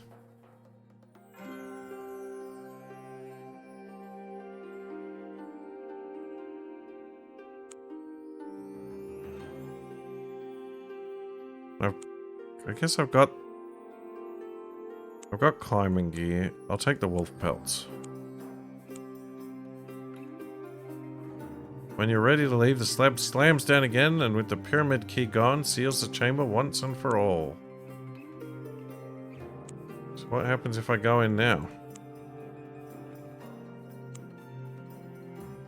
I've got no pyramid key, so there's nothing to do. Alright. Well, that was terrifying, but I got my stuff back. I do need to... You know what? I'm going to have to cross all of these plains again to drop off some of this stuff back in the town. And then we're going to have to come all the way back out again. And we're going to go back to the lake and see if we can defeat the Ice Queen.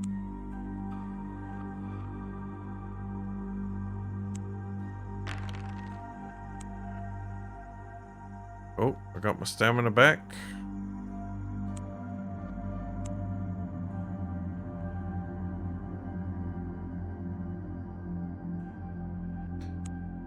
Is this game any good? I really enjoy this game. I'm possibly a bit biased because it is based on a series of game books that I had when I was a youngster in the 90s.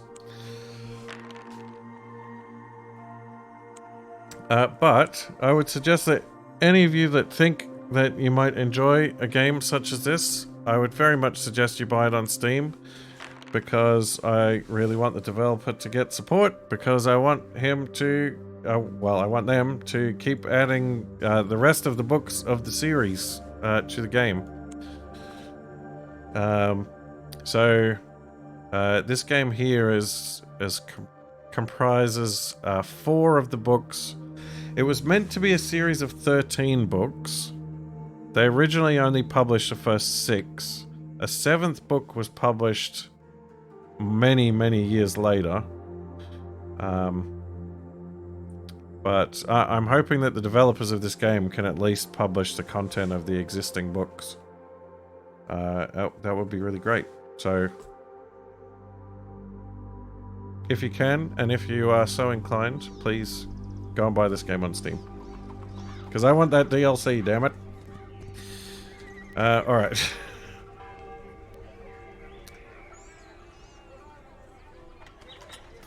Yeah, I don't know if they're working on a mobile version of the game. It would be cool. Alright, we've got a backup bow, backup sword, backup full plate, backup flute. We've got lots of wolf pelts. I got this black pagoda seal. I don't think I can do anything with it. Oh, I've got a shadar. I do have a shadar scroll, but I don't have a shadar codex. I have to keep an eye out for a shadar codex. Guess I don't need this shadar banner. Man, I'm filling up my stash. My triple stash is getting full already. I need my rope back and my climbing gear in case we gotta climb anything. Always best to keep those on you.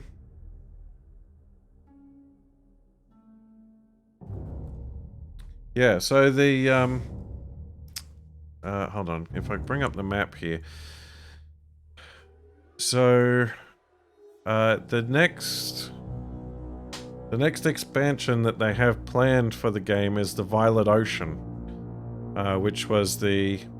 So, Sakara here was the first book. Golnir was the second book. The third book was the Violet Ocean, which covers the ocean down here and to the shore of the southern continent. Then the fourth book was the Great Steppes. The fifth book was Utaku over here, and the sixth book is an island off in the ocean over this way. And then the seventh book was the western side of the southern continent, which I haven't actually, I haven't ever played that seventh book, because I haven't managed to obtain a copy of it yet.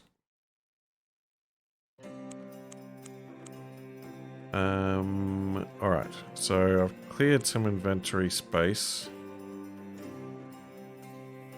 So now we're going to go see if we can fight the Ice Queen. And I better do another save. And we've got a healing potion, so that's a good backup. Because she did smash us last time.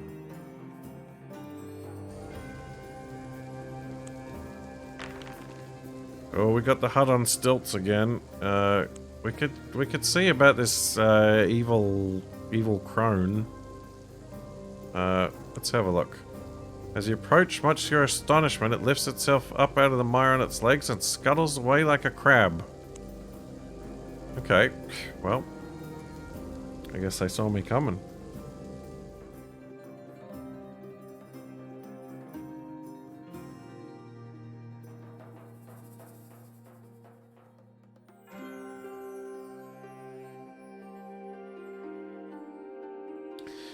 Well, so if I remember correctly,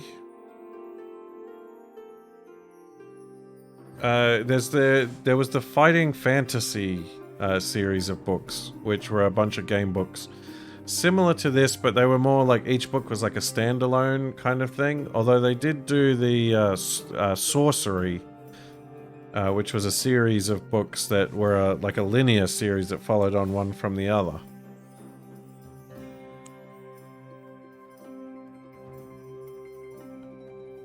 And I believe the first book that was set in like the Fabled Lands universe was in the Fighting Fantasy series of books, and then they went and did their own sort of series. I could be wrong.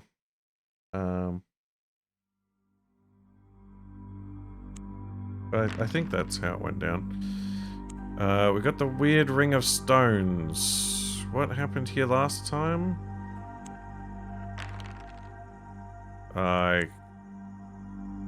Oh, right. I need to, like... Oh, no, I lost all my blessings again. Yeah, somebody wants me to copy the runes, but I don't know who yet.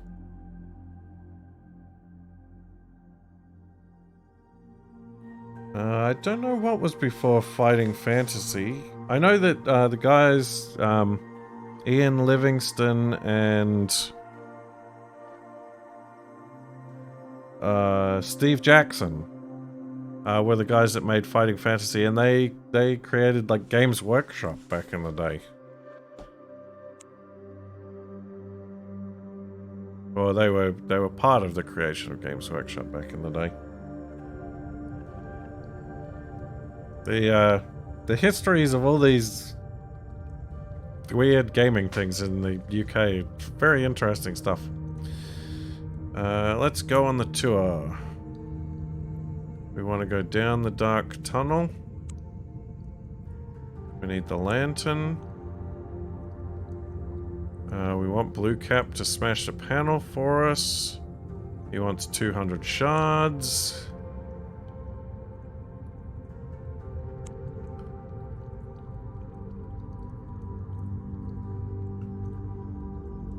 The smoky phantasmal shape appears in the center of the chamber. The spectral face is as blank and smooth as snow, and her ghostly robes, pale as moonlight, billow out behind her like a trail of stars. And we know a song.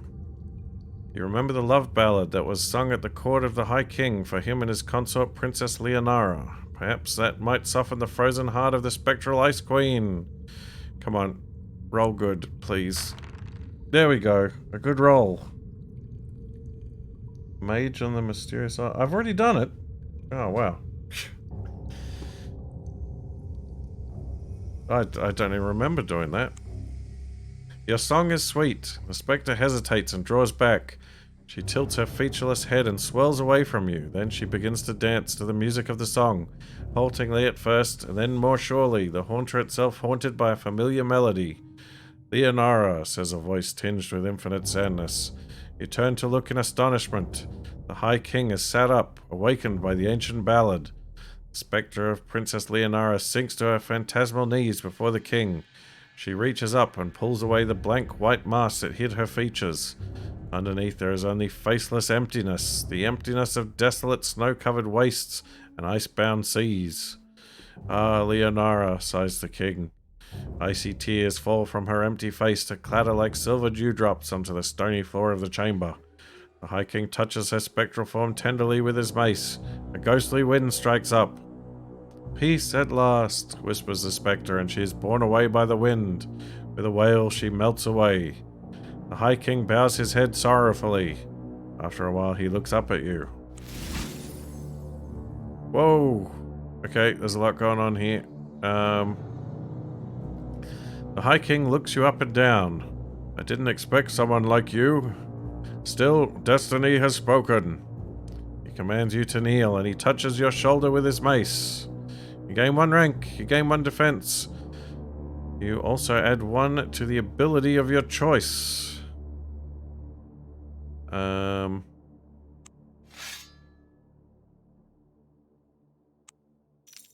I don't know what to improve.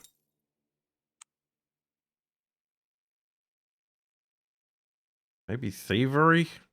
Although I'm not doing much thieving. Then charisma's next. What's increasing my sanctity? It's its helmet.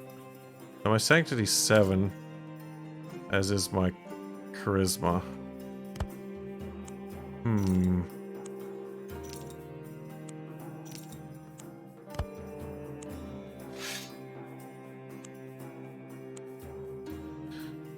I think... What to improve? I think surely I gotta go thievery so I can be more stealthy. Seems logical.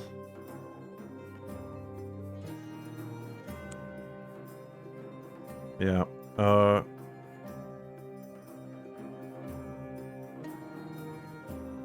I've been running into a few religious problems. I'll get some more sanctity. He steps back and throws his arms wide. Awake, my paladins, he commands. The sleeping warriors begin to stir. They rise to their feet, clanking, and kneel at the feet of their liege lord. Now has the time come for our rebirth. Hakuna will be freed, and the Utakan will feel the wrath of my revenge. 2 of his paladins move one of the stone slabs aside. Underneath a staircase descends into the depths. Paladins climb down, followed by the High King. He turns to you one last time. You cannot follow where we are going. It would be certain death.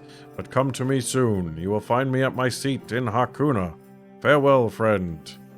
With that, he leaves. When you look again, the staircase is gone. You make your way back through the tunnels, which are beginning to melt now that the High King is awake, and the spectral Ice Queen has been laid to rest. Uh-oh. The rime ice is melting. Since the High King's awakening, the rime water has thawed almost completely, and the land around it is green and verdant. The ice has retreated, and spring has come after an absence of 500 years. Geese and ducks swim on the water. They will have to change the name of the lake. Wooden buildings of the mine complex are still there, though. Well, let's see what's going on in the mines now. Since the ice melted, operations at the mine have all but ceased. A miserable-looking Jalalul, the overseer of the mine, sits inside the main building. He has lost much weight, but he's not out of business yet. The stores of ice stockpiled in the warehouse will take months to melt, and since it is the only rime ice left, he can command a good price for it. Oh, I should have bought some before.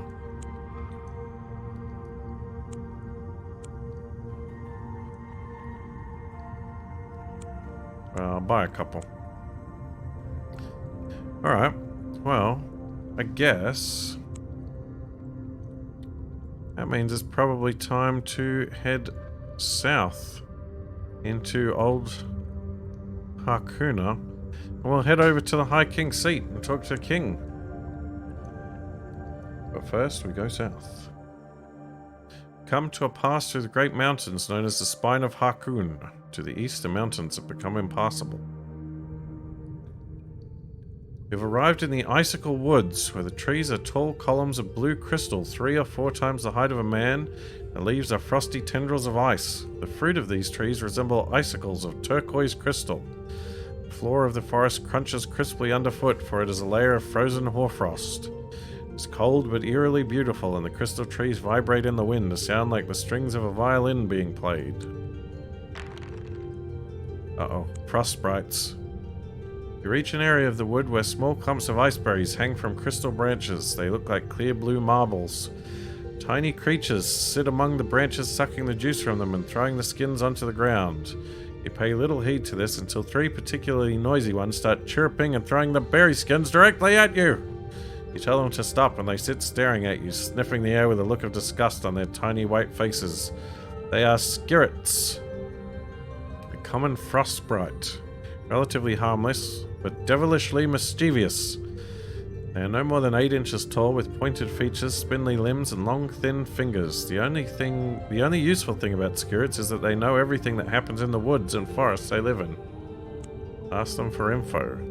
Although they are pulling faces at you and whispering insults about the smell of humans, you ignore it and greet them as politely as you can through gritted teeth. They stop whispering and look at you with their beady little eyes. "What do you want, human? This is our tree and you're not having any berries," says the largest member of the group. You tell them you're not interested in the berries, but would like to hear of anything important going on in the wood. They group together and mutter among themselves for a minute or two. "Alright, we'll tell you something, but only for 10 shards.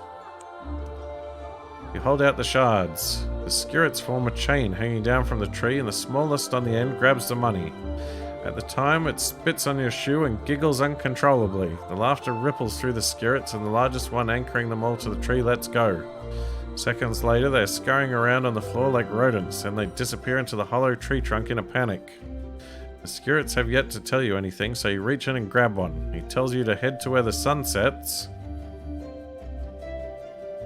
Head west. Then head north when you reach the blue rock. You'll find a 5-trunked popra tree. Eat one of its berries and you'll learn something. Okay. You head west through the trees that lurch upwards, then over, You head west through trees that lurch upwards, then over like vast frozen willows. Each one is home to many weird creatures that call and chatter above your head, though they remain hidden in the silvery foliage. It's not long before you see the blue rock, a large shiny boulder of ice. As you approach it, you are sure you can hear something. The ground becomes very rocky. They're not like ordinary rocks, for they are smooth and round, and the surface of them changes color every few seconds. Suddenly, one of them hurls itself up at you and knocks you to the ground.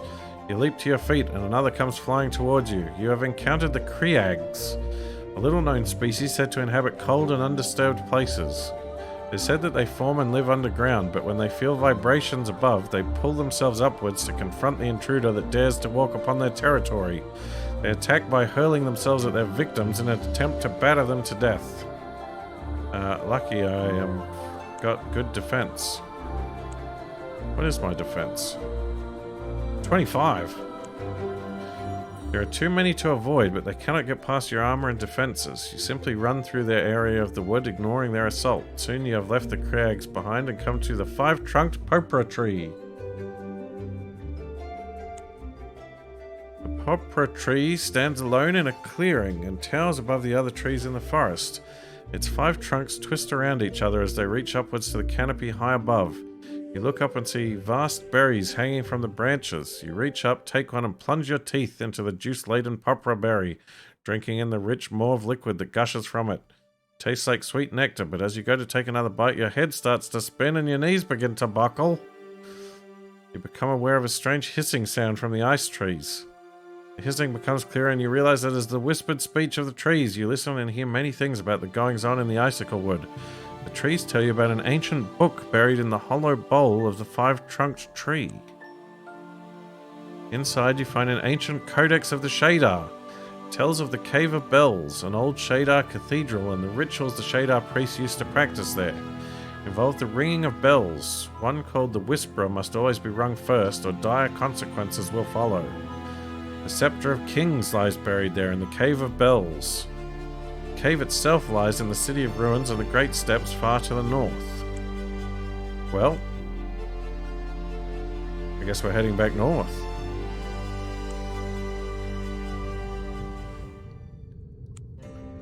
What's our inventory looking like? It's a bit full. Oh, we didn't actually get a book. It just told us what to do. Oh well, that's fine. Head to the river. A caravan.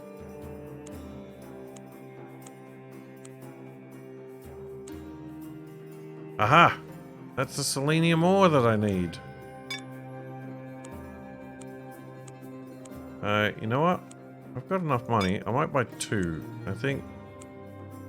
I'm sure somebody else is bound to want some.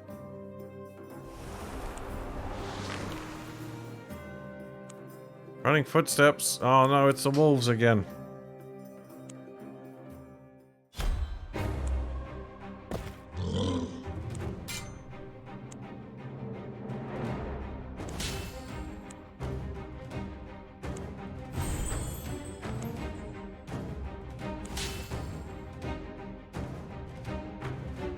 What? Oh no! I got my sword equipped!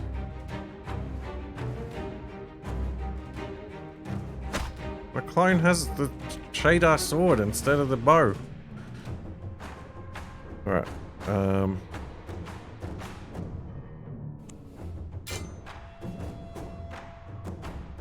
switch to the bow. Mark that one.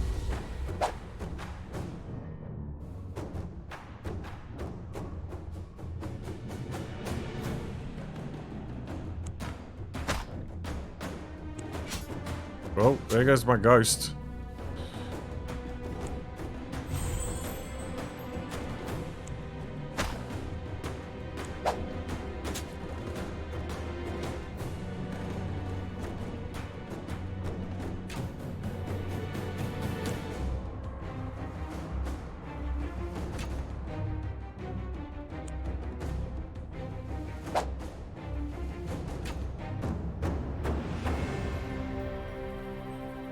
What? It's not a badger.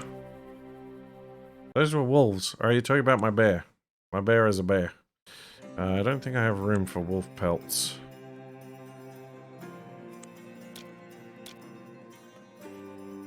Or additional wolf pelts, I should say.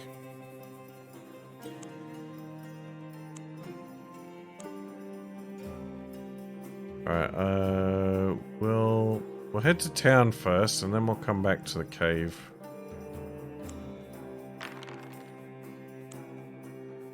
Run away from the corpse.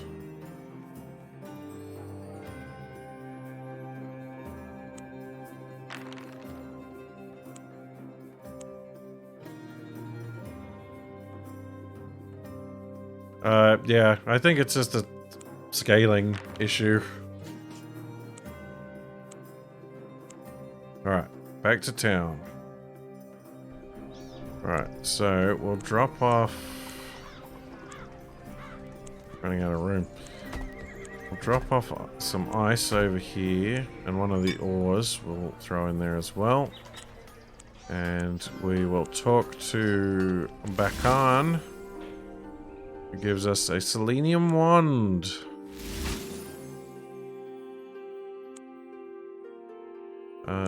Oh.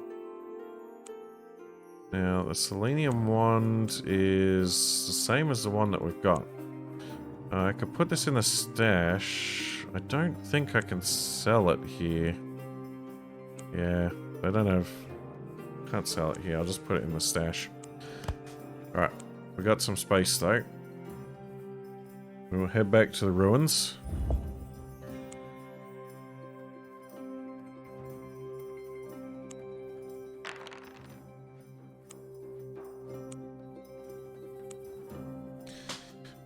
Do a save in case we encounter Baba Yaga again. Speak of the devil. Alright, Guru. The hut heaves itself out of the mire with a horrible sucking sound, and a voice, cracked and gnarled with ancient evil, shrills at you from inside. I'll teach you to disturb my rest, impudent one! Spiked thorns spring forth from the jointed legs of the hut as it begins to lumber towards you. Ah, we're gonna Empire Strikes Back this thing. Thinking fast, you tie the rope between the two gnarled stumps of dead marsh trees. The hut hurtles towards you with frightening speed, and an eerie howling fills the air. Guru spurring her hut onwards. But its legs are caught by the rope, and the whole thing comes crashing to the ground. A scream of rage spills from the hut, along with a shower of objects. A cooking pot, some rags, firewood, and the like. You find a cross staff, scouting +2, and a verdigris key. I see. Guru is shrieking at the hut to get up, so you make a run for it while you still can. Interesting. Alright, well... we may as well give this key a try, I guess. Oh, more nomads.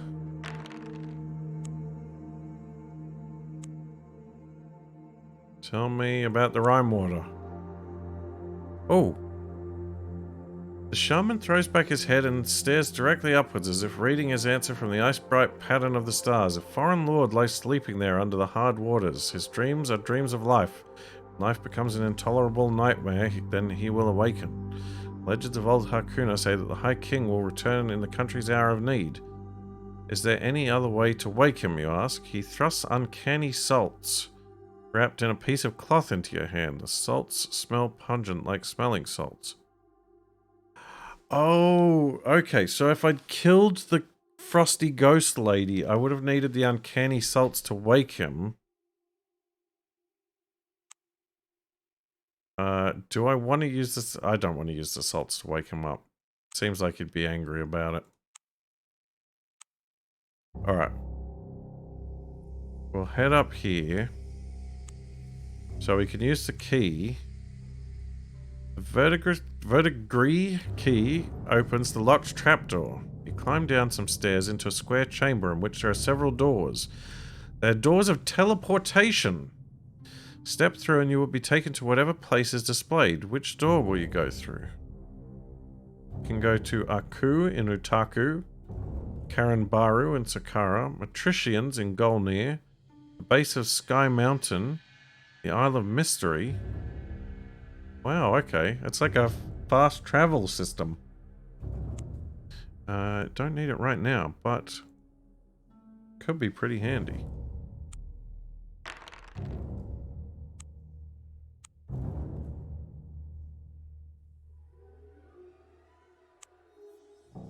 Alright, here we go. We go... Oh, I don't have the banner with me! Oh! Blast.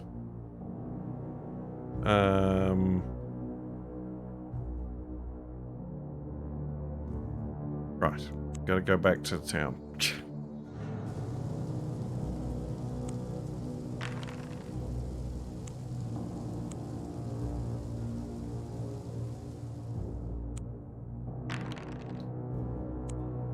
Miserable peddler selling wolf pelts.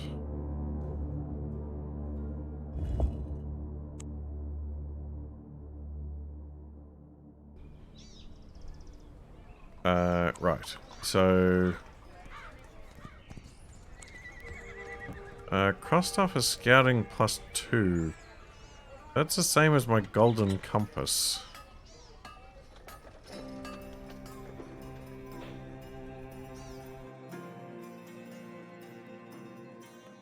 It's pretty gnarly though, so I'll swap it out.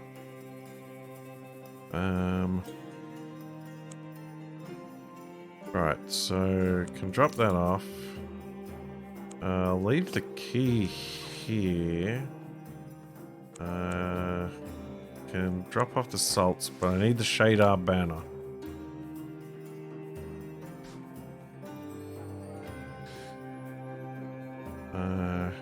Yeah, that should do.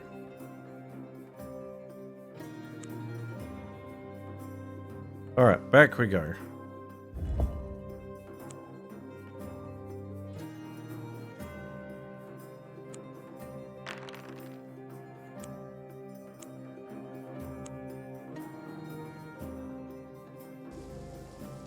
I probably should have rested up. Oh well.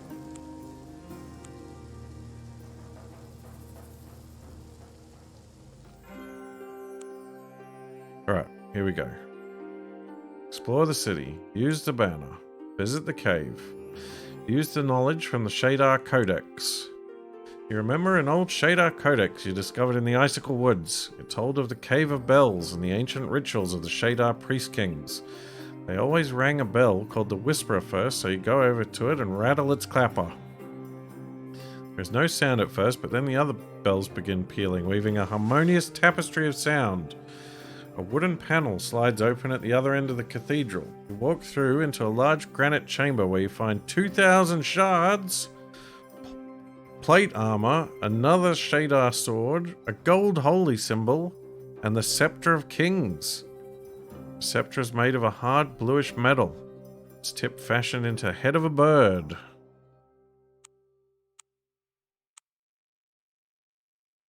Symbol of the eternal vigilance needed to keep the crown on your head and the head on your shoulders.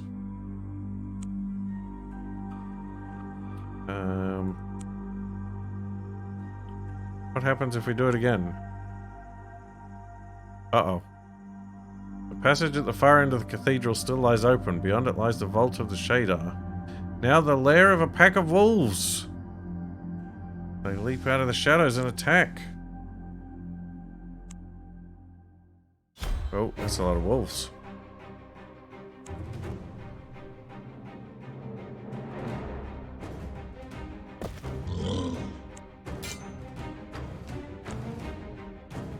Do I have the right weapon this time? Nope. Switch weapon, put another trap.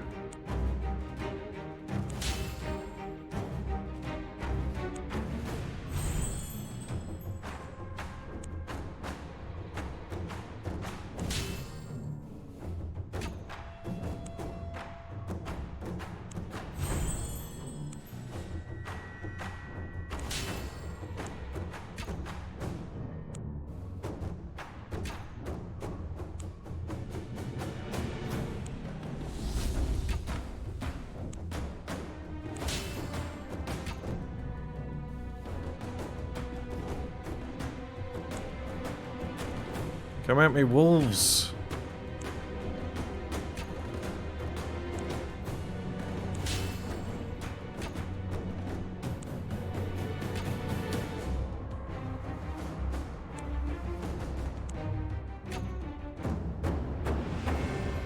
I didn't know what hit him. But definitely worth getting these shadow clones. Wolf pelts. Do I want to stock up on wolf pelts? I don't even have room. Jeez, this inventory management is getting difficult.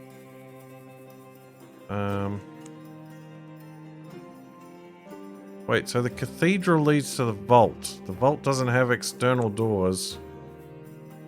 But if I try to do the bells now, I get attacked by wolves. I don't have the obsidian key anymore.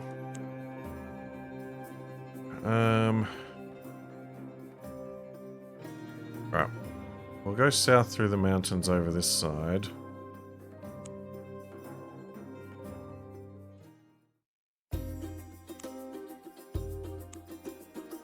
Head for Marmarek.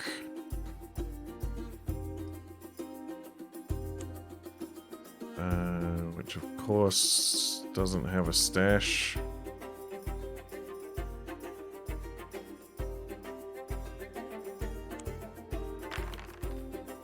A peddler. Candles, hunting spears, leather armor. No, I don't need any of that. This place doesn't have a stash either. One of these towns has got to have access to my stash. Come on, wheat fields. There we go. Ah, alright. So, I can swap out my regular holy symbol for the gold one, which is a bonus. And the other stuff... Okay, that can go in the stash. I've already got a sword of shadar. Holy symbol can go there. I don't think I'm going to need the banner of shadar at the moment. Might hold on to this scepter of kings. If we're going to go see the High King, he might be interested in this scepter. I know I would be.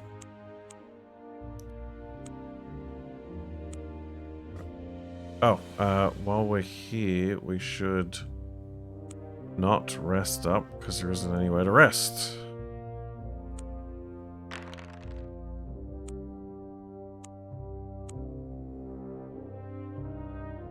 Stop at the inn, rest. Head for Delpton. Go. Control. Cross the bridge. Yeah, go west. You're at the banks of the River Reese, which marks the border between Old Harkuna and the merchant cities and baronies of the land of Golnir. Bridge spans the river leading to Delpton on the other side. Continue. So, we haven't spent much time over this side of the river. Let's head up into Old Harkuna. Hey, Phantom. An unbidden visitation. A man swoops down out of the skies on a flying throne. He wears thick woolen robes. His eyes are a piercing blue and he has a preposterously long white beard. He looks quite mad. It's an unwanted visit from Holiamu the Unbidden.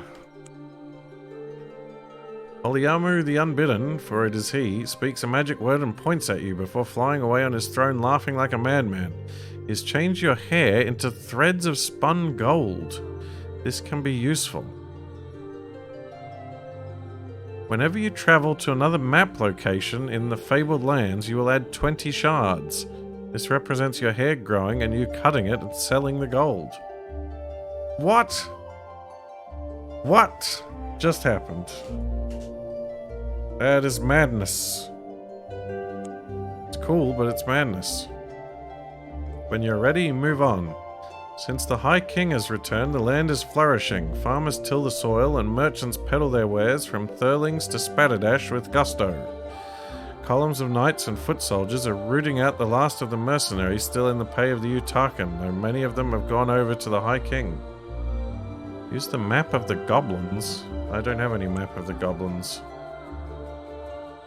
Well, let's go visit the High King, shall we? You're travelling across the green countryside of Old Harkuna. Nearby is the ancient castle of the High King. You arrive at the great castle known as the High King's Seat. Out of the north comes a great procession of knights bearing the banner of the High King. An awesome sight. A figure in their midst rides forward bearing a crown, a scythe and a mace. It is the High King himself. At his approach, the wall of thorns that surrounds the castle withers away. He and his knights enter in triumph. The king dispatches his retinue to open the castle rooms. Meanwhile, he climbs with you to the battlements and surveys the realm.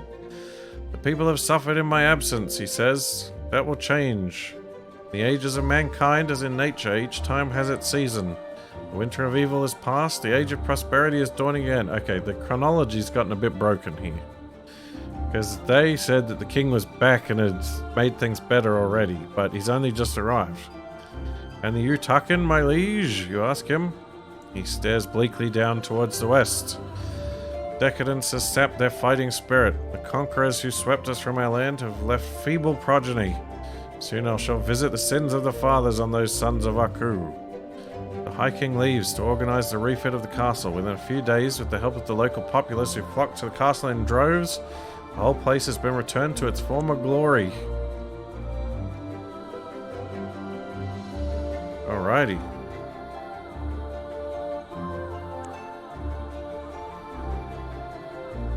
Oh, we're the king's champion.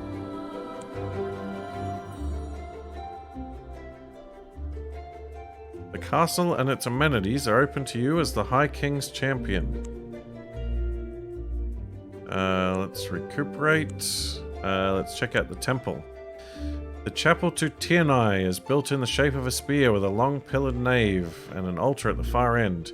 Tianai is depicted here in his aspect as a chivalrous knight bedecked in golden armor. The priest is a high-ranking bishop sent from Golnir to aid the High King.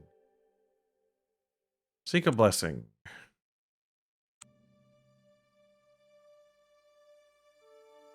Leave the temple.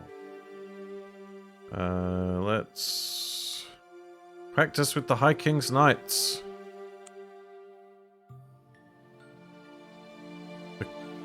You join the younger knights for a spot of combat practice. These are friendly bouts, but the occasional injury is unavoidable.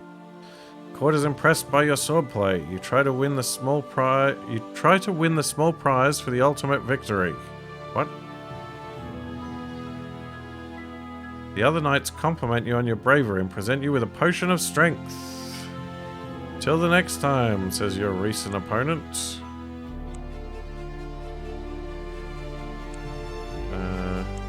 Okay, recuperate.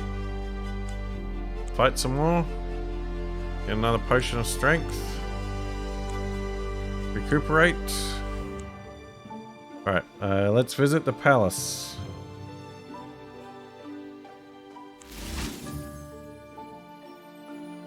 Well, what do you know? You're immediately accepted to talk to the High King. The High King wants selenium ore and as much of it as he can get for his magicians and war machines they are making. High King will pay 800 shards for every nugget. Well, I think I paid 700 for them, so it's not really a great deal. He also needs a Scepter of Kings. My sorcerer tells me there may be a clue about the location of this scepter somewhere in the Icicle Woods, says the High King. Bring me the scepter and I'll reward you further. I cannot give this important task to anyone, for you are my most trusted champion. Well, it's funny you should say that, my lord. As the High King sees what you carry, he smiles warmly. Well done, my champion. Then he uses the scepter to knight you. You gain 1 rank. More staminas. Gained a new skill. Choose one of the following items. Slippery oil. Cover with grease a target cell within range. Any creature that steps on it has a 60% chance to fall prone and be pushed to an adjacent unoccupied cell, becoming stunned for 2 turns. Rush forward in a straight line to any enemy within 4 range, hitting it for 50% max weapon damage and pushing it to an adjacent unoccupied tile. The enemy is stunned for a turn. Your supplies are way past expiration date. Whenever you apply poison to an enemy, increase the applied duration by 1. I mean, none of these are super useful. I guess slippery oil is like the traps, but I don't think I've got enough thievery. My thievery is only 5, so I can't even learn it.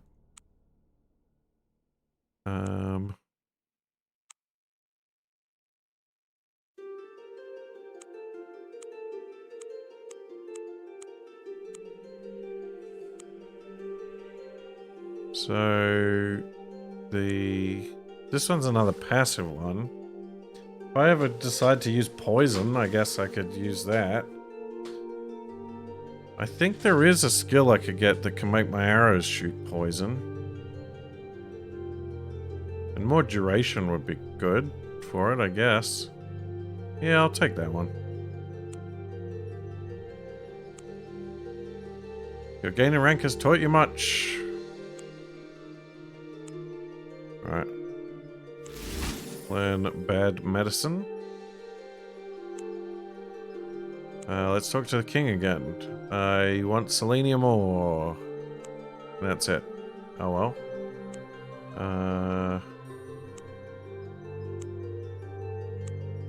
I guess that's all there is to do here.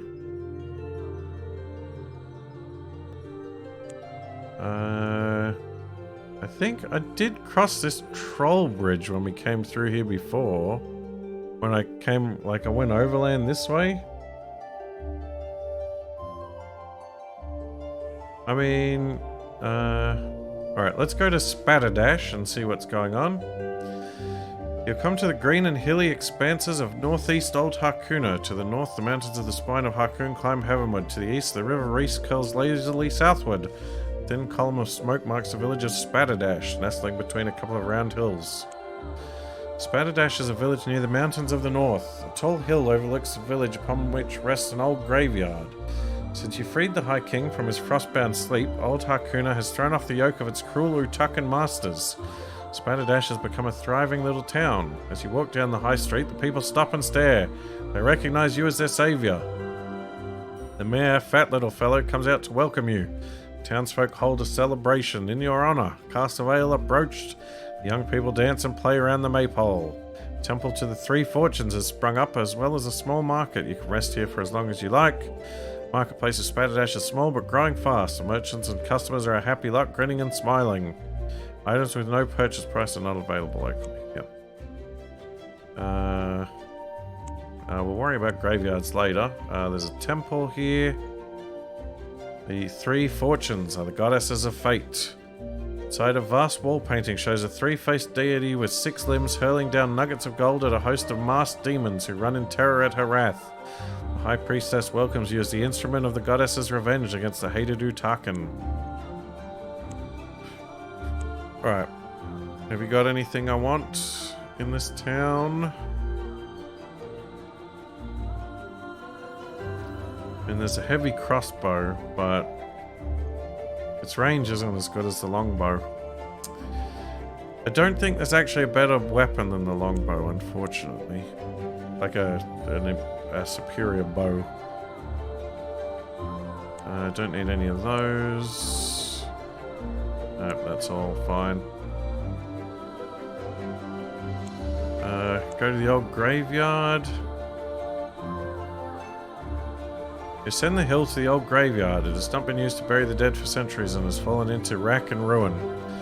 You stroll amid the crumbling crypts and tombstones, idly looking over the names of the dead. Most of them are locals from the days when the High King ruled this land. You're surprised to see some of the larger tombs are the resting places of Utakan soldiers and priests. Apparently somebody wants me to find something here.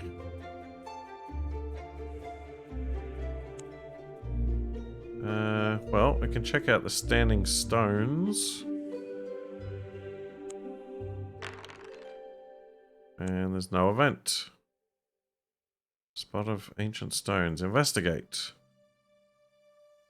Oh, this is another portal for the verdigris key. Intriguing. We could head into the northern grooms. Sure, let's have a look. Should probably do a save at some point too. Uh-oh, an ambush. A rock hurtles past your face. You whirl to see has thrown it, and you are greeted with an extraordinary sight. The stone was cast by a russet-coloured little man whose complexion matches the groom's in both hue and texture.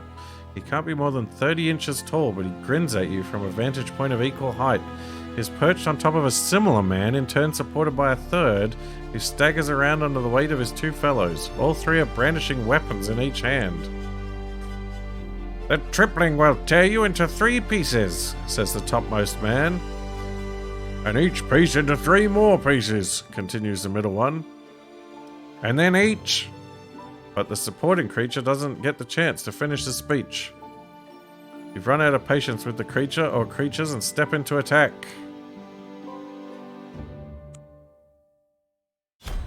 What?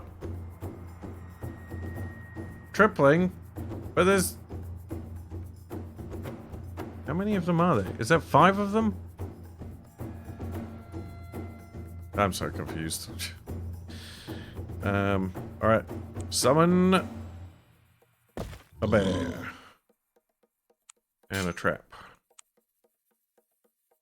Come get me, jerks.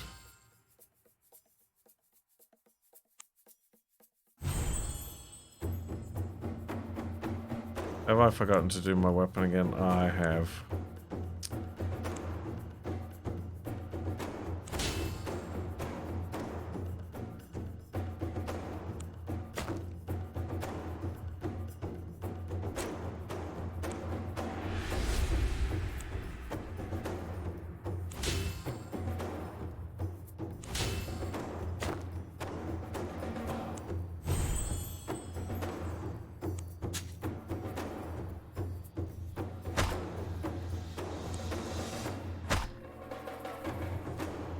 Jeez, these guys are tough.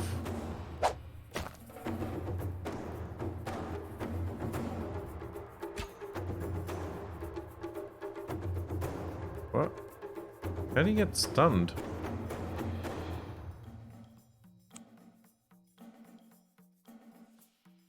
Wait.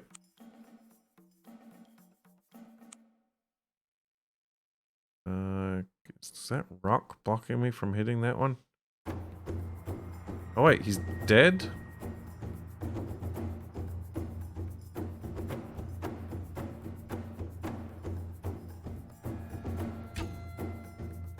Oh, that's the triple one. They're stacked on top of each other. And they've got friends, apparently.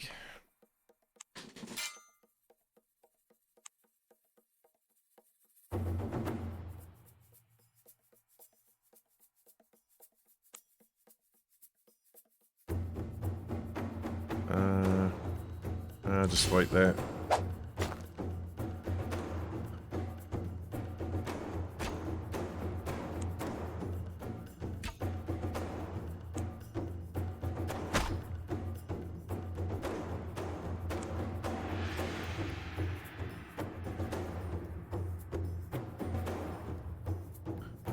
I can't get through these guys.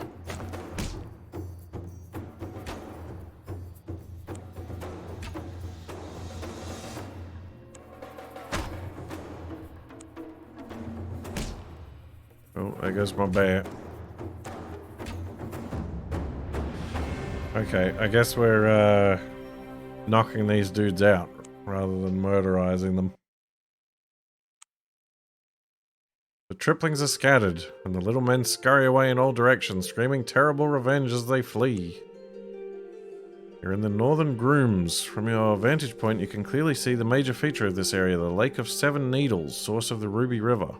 To one side, you see clear signs of mining equipment, perhaps to mine the iron that is so common in this range of peaks. You can also hear the roar of a nearby waterfall and see the blood-coloured spray which rises high and fades eerily into the thin sky. Check out the mining equipment. The mine appears to be deserted. Mining carts are parked in a siding, tools neatly stacked nearby. Spying, are you? Screeches a high-pitched voice from behind you. You look around to see an ugly gnome perched on a pile of rubble. Not at all, friend. I heard there was a disused mine up here waiting to be worked. I deal with such problems and opportunities, and I thought I might be able to help out. Humph! Suppose you might be able to help. My late father, may the earth preserve him, bequeathed this mining equipment to his 3 sons. 1/2 of the carts to me, 1/4 to my older brother, and 1/6 part to my younger brother.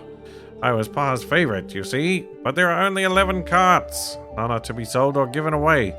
Till we work out how to divide the carts, we cannot work the mine. Can you suggest something? What will you reply? What? Okay, there's 11 carts.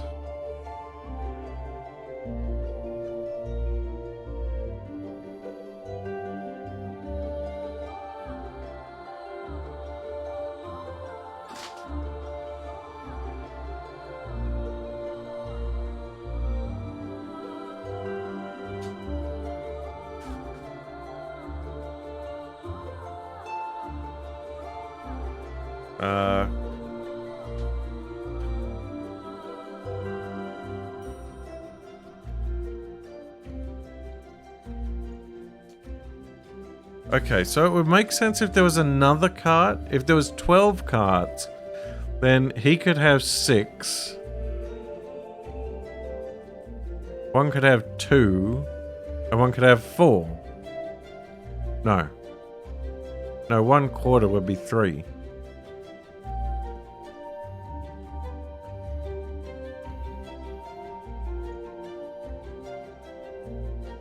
Hold on. If I borrow a cart, he can have half, which is 5. 1/4... Well, no, you can't have a quarter of 10.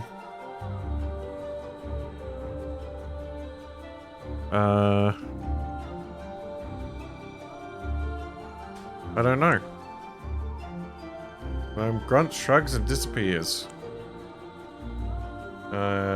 Investigate the waterfall. Waterfall is thin but falls from a great height over a sheer drop. The pool is covered with a surface of crimson froth and drains down through the rapids towards Old Harkuna. But my magic sense is tingling. Your keen otherworldly senses are tingling. There appears to be a powerful source of magic coming from the whirling pool at the bottom of the waterfall, but it would be dangerous to try to swim down. Perhaps there is another way? Try supernatural means. Oh no, I failed. Well, try again. What? No! No, it broke it. No. No, I can't try it again. I only needed like a 5. That's really annoying.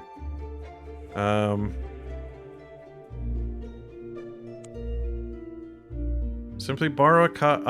Borrow a cart from a nearby mine. That makes 12. You take 6. Your elder brother gets 3. Younger sibling gets 2. That leaves 1 left, the one you borrowed, which you can then return. Gnome is very impressed with your scheme and promises to repay you. Whenever your ship is in Kunrir, you may hire transport to pick up iron ore from this mine. Ah, that's pretty neat. The waterfall's still broken.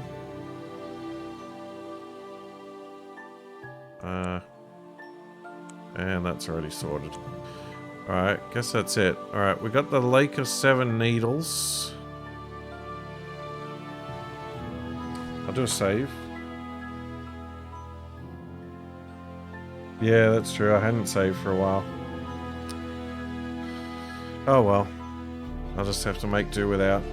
The water in the Lake of 7 Needles is as clear as air. The lake is so still that the red mineral deposits of the grooms have settled at the bottom.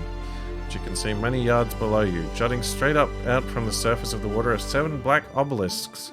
Their otherwise sheer surface is engraved with the ruins of an ancient civilization. Search the shore. You find strange patterns on the beach, a whirling, spiraling movement of uncertain origin. You know, your knowledge of mythical creatures suggests the patterns were made by a water drake. The creature is particularly dangerous in the water, and armor offers little protection against its drowning attacks. Perhaps it would be wisest to try to draw it out of the lake. Throw a stone out.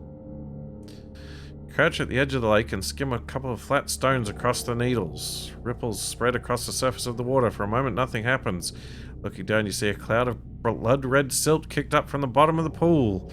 A writhing shape within it. A dragon-shaped head and snake-like body shoot up from the water like a fountain. The creature, a water drake, opens its mouth and a high-pressure jet of water knocks you off your feet. You crouch behind a boulder to make the worm slither out and fight you. Here we go. Oh, look at this monster. Oh, he's pretty tough. 40 stamina. Change weapon this time. Oh, it's fast.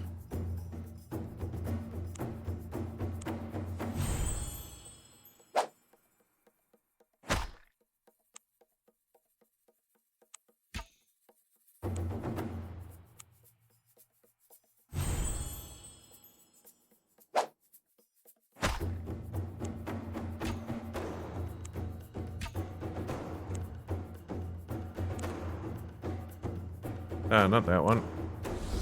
I want to mark him. They do more damage.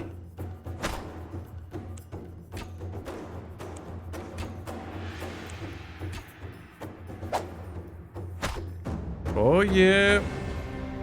Team Ghosts and Bears. Now that the Drake is out of the way, choose your next move. Let's check out these things. The lake is icy cold as you plunge in and strike towards the stones. Now you're closer, you can make out the details of the runes. On each is carved pictographic images, subtitled with runes. The images seem to represent elements of an arcane philosophy. Ice, fire, water, air, metal, stone, and wood. One of the 7 blades from the long home of the 7 lords.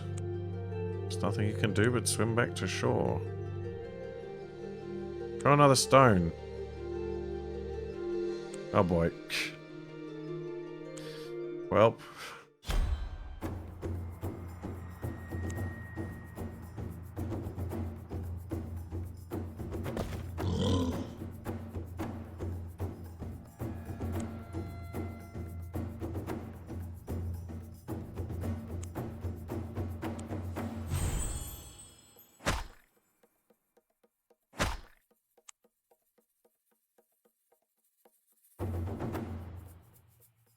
What do you mean unreachable?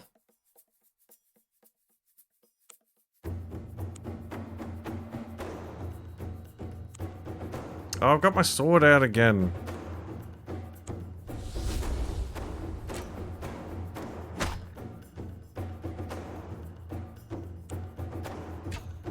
This could be a problem.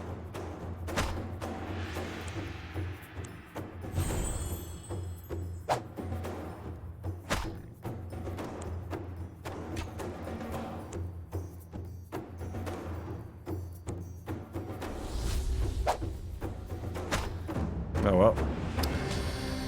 Worked out. Yeah, so like rather than getting experience, you get a rank up, which is like a level up for accomplishing certain like tasks. Alright, we'll check out some more of the old Hakuna territories over this way. Let's go talk with some trolls.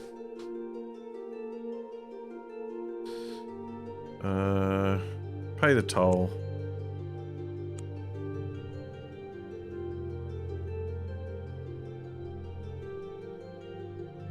We don't need to rest or anything. Head down here. No event.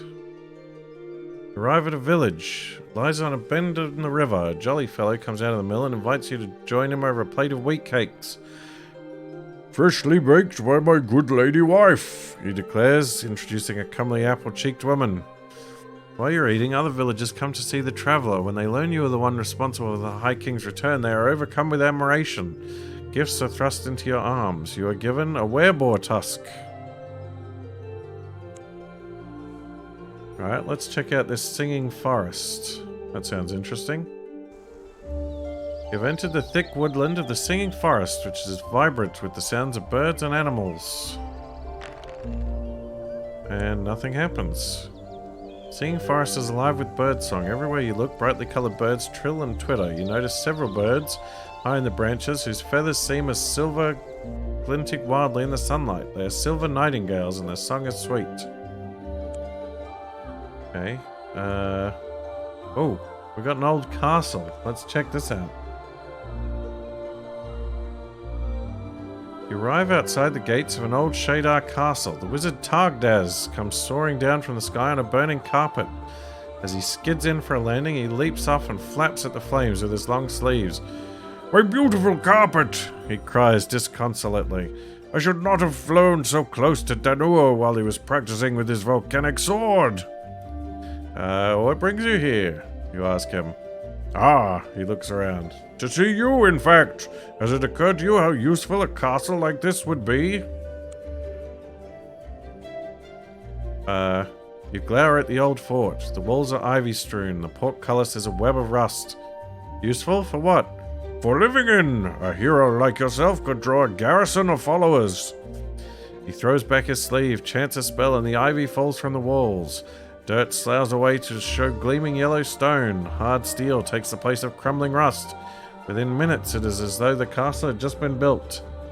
Oh man, I'm getting a castle! Sure enough, once news of the miracle spreads, men-at-arms come from far and wide. They have heard the tales of your renown and pledged to serve you at your castle. You now have a castle! Targdaz hands you over a scroll with ancient symbols. He teaches you how to speak the ancient words of the shadar tongue that is full of magical power.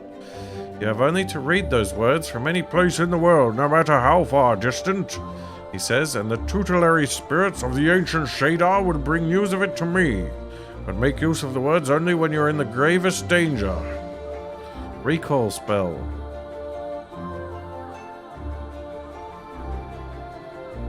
Will transport you back to your castle. It looks like it works 5 times. Targdaz intends to stay on in the castle as your personal sorcerer and to continue his arcane research. Yeah, I got a castle! You return to your domain, looking forward to rest and relaxation after your many adventures. Castle defense bonus 0 doesn't inspire me with confidence. Your steward comes in to welcome you home. What do you require? He asks. Here at your castle, you can leave possessions and money to keep them safe. You can also recuperate here if injured and restore your stamina to its normal unwounded score. Blacksmith can forge weapons and armor for you, but you must pay him the money he needs for raw materials. Okay, got access to my stash. I might put my teleporty kind of stuff in with the potions.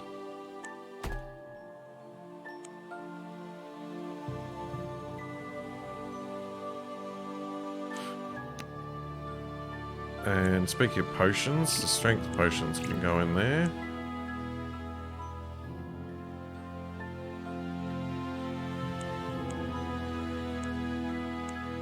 And I need to make sure I'm using the right weapons. Alright, we've got the blacksmith. Oh yeah, it's just like a shop. We can just buy stuff. Anything interesting? Not really. I should be able to buy some arrows though.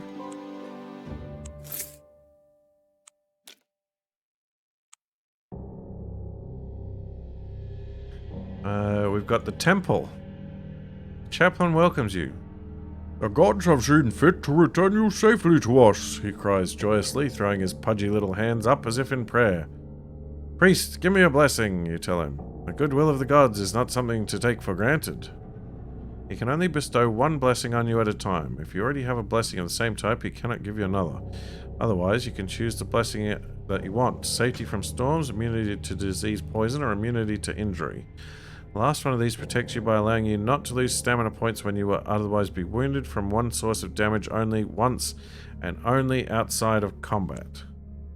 I've got scouting and combat blessings. Let's get disease poison.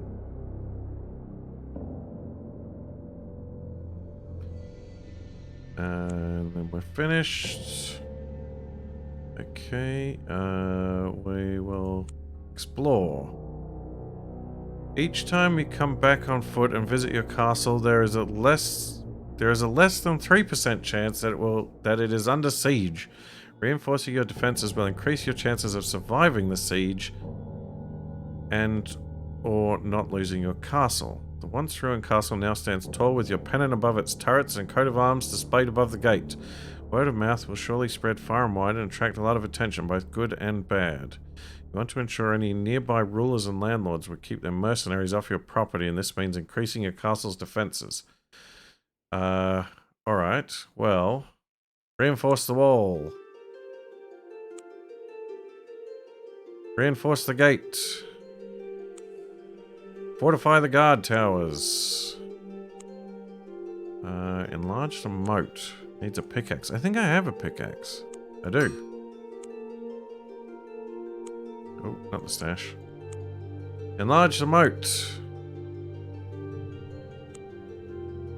Gather your knights for weapons practice. Train with your household knights in the courtyard. Your sword play is impressive. Your knights feel more confident. There you go. Defense bonus 5. You observe the fruits of your preparation and nod to yourself in satisfaction. Let them come. There we go. Alright, let's talk to Targdaz, the sorcerer. Your sorcerer Targdaz comes to greet you. It is good of you to take time off from your experiments. The steward of the castle mutters to him as he admits him to your chamber. What? No, that was the wrong character. He gives a secret smile. In fact, I am about my experiments even as we speak. This form in which you see me is but a seeming and insubstantial projection. You wave your hand. Enough of this, Targdaz bows. How may I serve you? Enchant an item. Targdaz can attempt to convert any one weapon or armor that you possess into an item of higher rank. The current combat or defense bonus can be increased by 1. However, note that you cannot use any weapon that already has a bonus higher than +5, nor armor that has a bonus higher than +6. Spell ingredients are expensive, require 200 shards. However, enchanting an item is no easy task, even for a mage.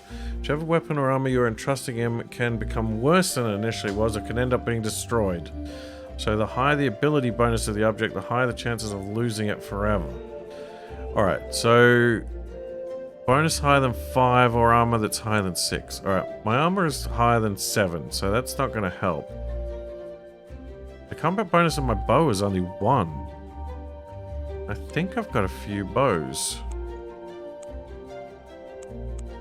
Yeah, I got a spare bow. Alright. I've got a couple of these swords of the shadar too. I might be able to get him to increase one of those. Alright, let's see what happens. Alright, Targdaz. Enchant this bow. Yes. It just blew up. Okay. Enchant this bow. What the? That's a spear, not a bow.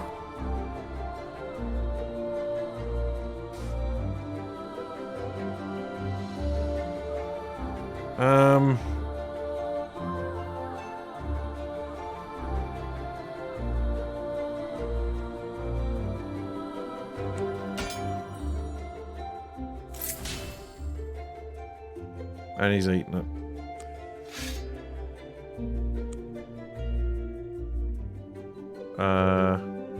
Wait, that just reduced its combat bonus. No?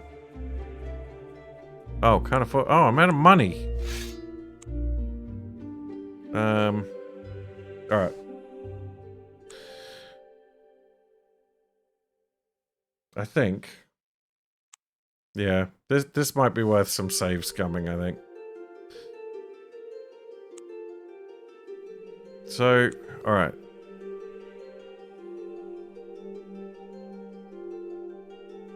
Oh, you know what? I think he's just converting the item into a higher ranked item. So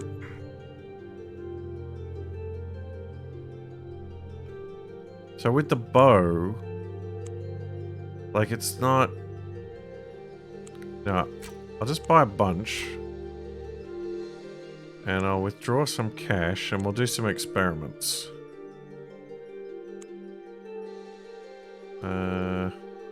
Withdraw 1600.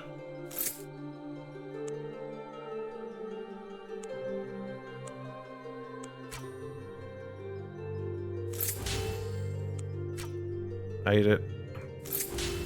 Ate it. Ate it.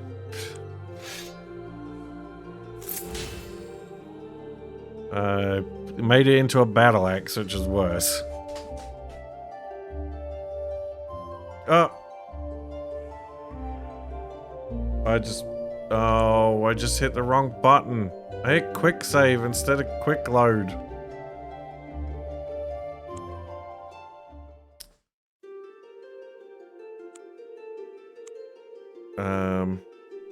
Oh, hold on. Nope, that's fine. We're fine.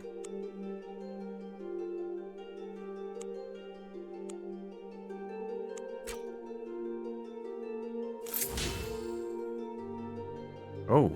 Turn it into a spear. Ate it.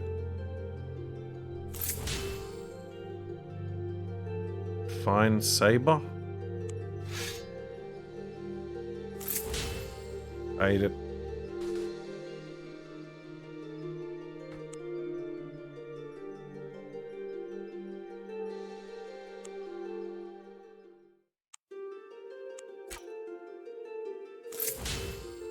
Yeah, I was hoping it would actually buff the stats of the item rather than replace it with a higher tier item. Because if I could upgrade my bow, that would be really useful, but...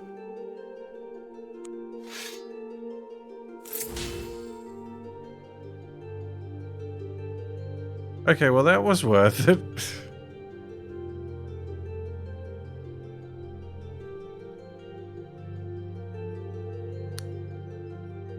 The mythical sword. Alright. You know what? I'm going to do a proper save for that one.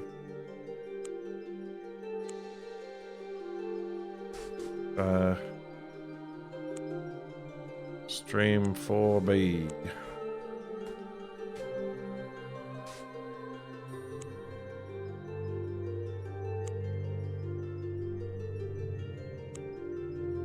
Okay, so... +4, 1 to 10, 4 action points. +5, 6 to 9, 4 action points.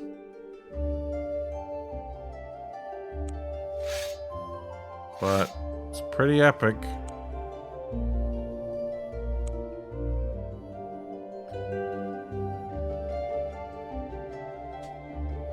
Wait.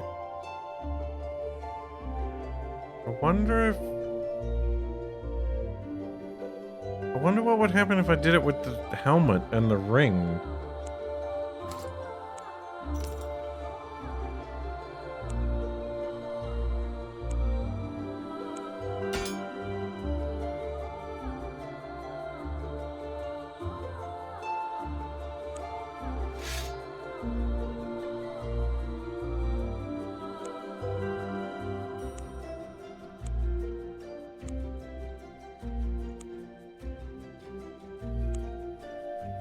Let's see.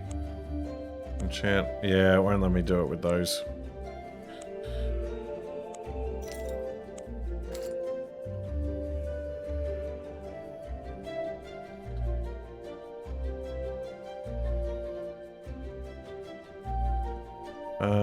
I don't think... Like, I think it'll just replace armor with other kinds of armor. I don't think it'll give me other, like, wearable items.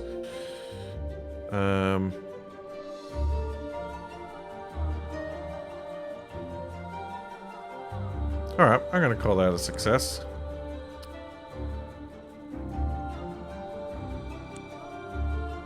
Okay, I think that's all there is to do here.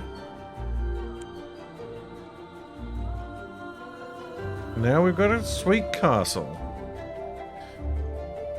Let's go check out the coastal road, I guess. You're on the road that leads from Ringhorn in Goldnir, not Goldnir, to Old Hakuna and ultimately Utaku. There is a bridge here spanning the River Reese and a cross-border military outpost. Border outpost is manned by troops of the High King. Under its new ruler, Old Hakuna has rebelled and thrown out the Utakan. The people recognize you as the one who freed the High King and hail you as their savior. If you are wounded, you can rest here at the outpost, free of charge. Sweet. How about the countryside? Laughter in the bushes. A small fairy woman dressed in red trousers, a green tunic, and big stompy boots leaps out of a bush to confront you. Hello, she squeaks happily. I'm Lorna, the lop-eared leprechaun. If you give me a kiss, I'll tell you a secret. She smiles up at you sweetly, pursing her lips and closing her eyes. The little leprechaun is startlingly pretty, save for a pair of long donkey's ears that hang down on either side of her head. Oh, is she going to turn me into a donkey?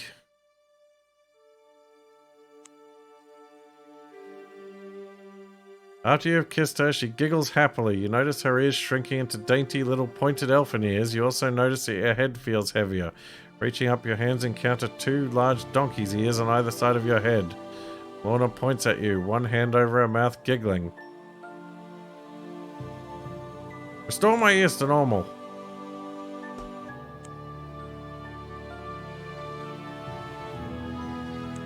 Well, you gotta tell me the secret at least. Well, she says in a conspiratorial whisper, there's an old Utakan treasure chest buried beneath that tree over there. She points to the gnarled stump of a dead tree. When you look back, she suddenly changes shape with a puff of smoke. She turns into a small, brightly coloured butterfly and flutters away on the breeze. You catch a tiny titter of laughter wafting towards you on the wind. Alright, check out the tree. You do indeed find an old chest buried in the earth. Inside you find an amulet of Ebron, a scroll of Ebron, 75 shards, a compass of scouting, and the deed to a ship called the Wrath of God. According to the deed, it is docked at Kunrir. Amulet. Scroll. Compass. Ship's deed. Doesn't mention which god's wrath, but it sounds ominous. How is my inventory looking? A bit full. Let's go back to the castle and drop off some stuff. We're not under siege at the moment. That's good.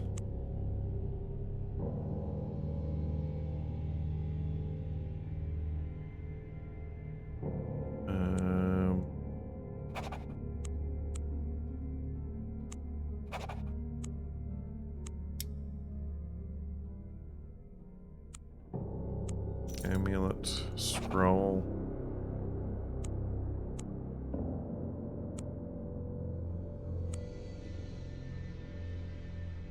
And I gotta be decursed somewhere. I can decurse back at Yaramura, but it's pretty far away. Although we do have a shortcut. If I take my key, we'll head up north.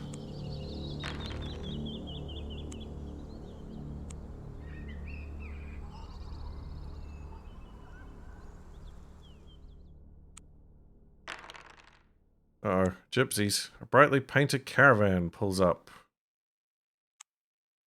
Peddlers? Anything I need here? Fairy mead.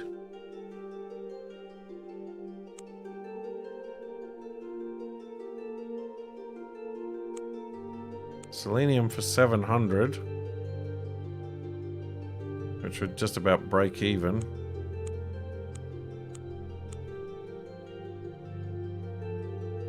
I don't really need any of it. Old Gypsy Wise Woman offers to bless me for 75 shards. Gain a luck blessing. Not too shabby. Right, keep headed north. Now, if I go to the Standing Stones... Farmer's Cottage. You come to a farmer's cottage. Oh, I should have got some of the fairy mead.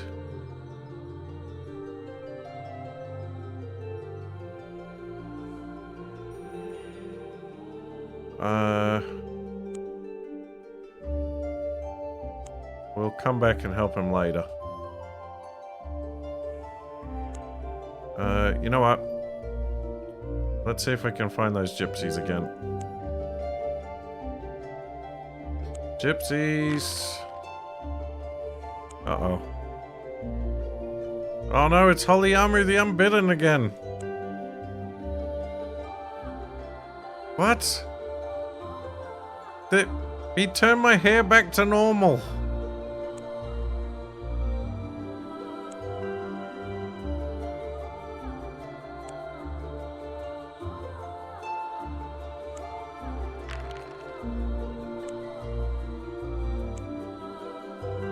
And now my hair's gold again.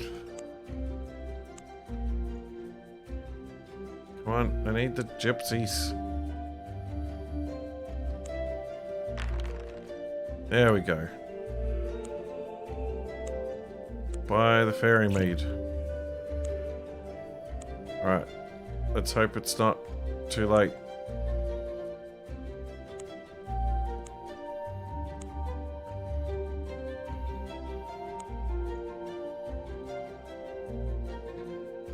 Farmer's cottage. No, that's not the farmer's cottage.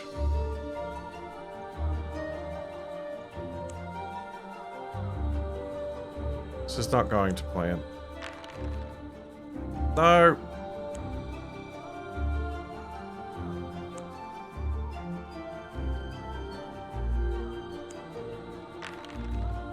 No.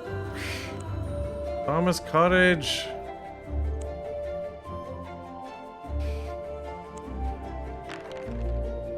Uh-oh, a night assault. You may camp when glowing yellow eyes attack. It's wolves.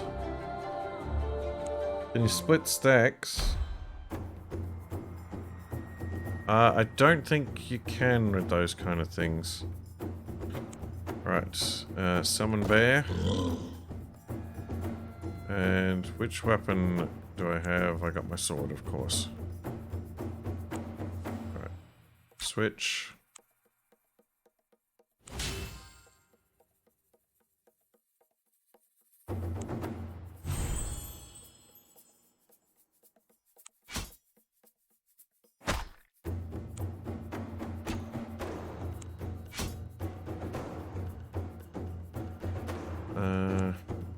I can't actually summon dude anywhere.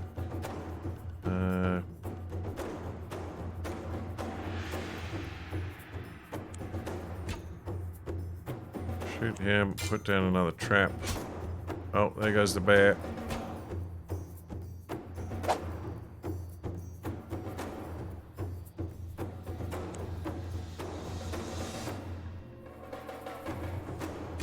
These are tough wolves.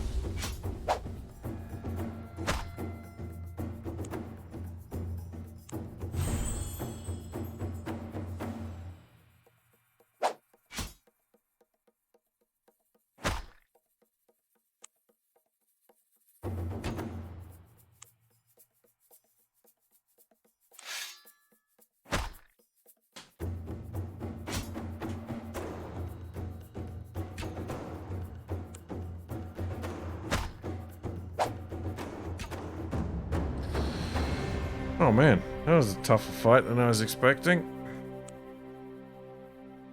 Yep, I've got gold hair and donkey ears. And another wolf pelt.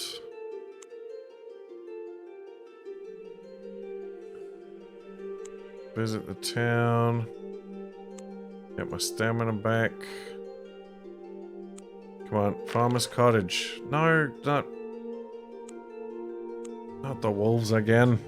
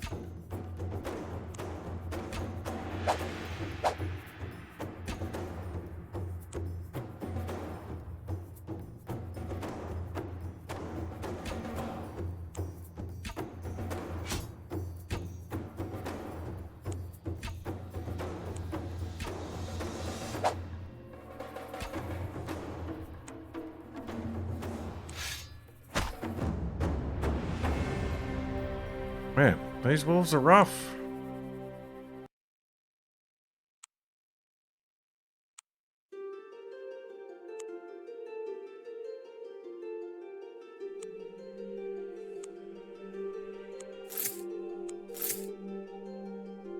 I got lots of arrows. That's fine. Come on, roll high. There we go. Aha! Alright, Spriggans. You're in for it now. See several small, spindly figures laughing and playing on his thatch roof, tearing up the thatch and pulling out the wooden slats. They are Spriggans. Lay out the fairy mead. Put down the jug in the courtyard, and you and the farmer stand back to watch. Sure enough, the Spriggans smell it, and they scamper down to drink. After half an hour of raucous bedlam, they collapse in a heap, passed out as drunk as lords. You scoop them up, toss them in a bag, and hand them to the astonished farmer. He thanks you and gives you all he has, an old verdigris key he found in his field. Oh well. Okay, now I got 2 keys. Alright, we want to go to the base of Sky Mountain.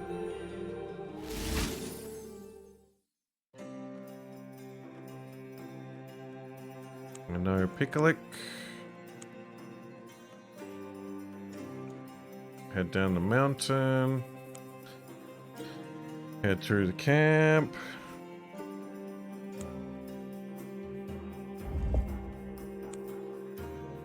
Head to Yaramura. Talk to Bakan. Remove a curse. No longer have the curse of donkey ears. Alrighty. I think my ship's here. It is. My galleon. You know what? Rather than travel all the way back, we will sail.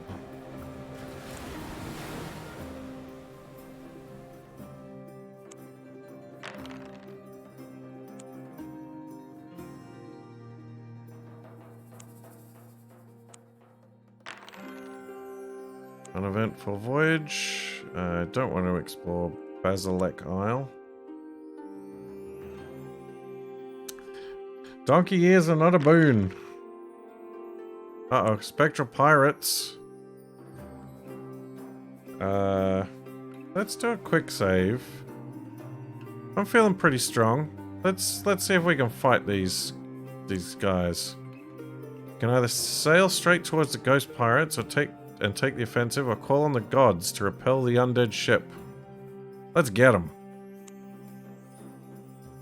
The crew nervously turns the ship about. You head straight for the ghost ship. As you draw near, it seems to fade away, dissolving around you as you cut through its position. It's just an illusion, presumably set here to scare people away from the island mystery. Your men give sighs of relief. They eye you with new respect. Your courage has inspired them. Your crew quality is currently poor. You can upgrade it to average. Average quality crew can be upgraded. Good quality. If the crew is already excellent, there's no improvement. Oh, well. That didn't help.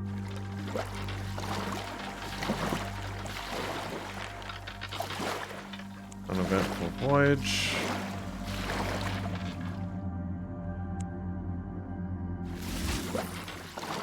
Oh, got more shards for my golden hair.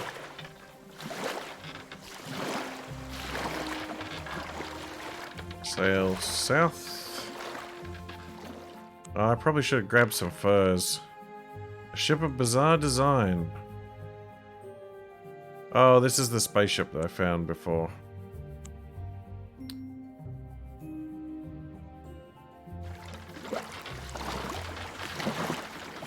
Sakaran War Galley. We're coming aboard for inspection. Try to escape. Make a run for it. Outrun them. The ship is too strong.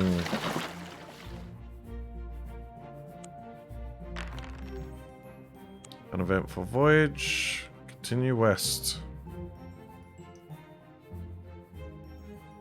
Far to the south, men say there's a pit that goes right through the world. In its depths you can see the stars. Even more gold.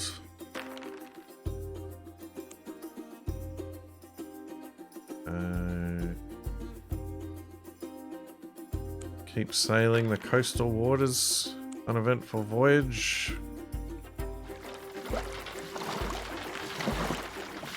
Shipwrecked mariner.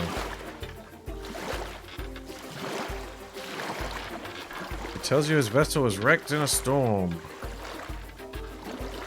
He is pilot aboard a merchant ship that plied the trading routes between Chambara, Smogmore, and Matricians. He's got a nature potion.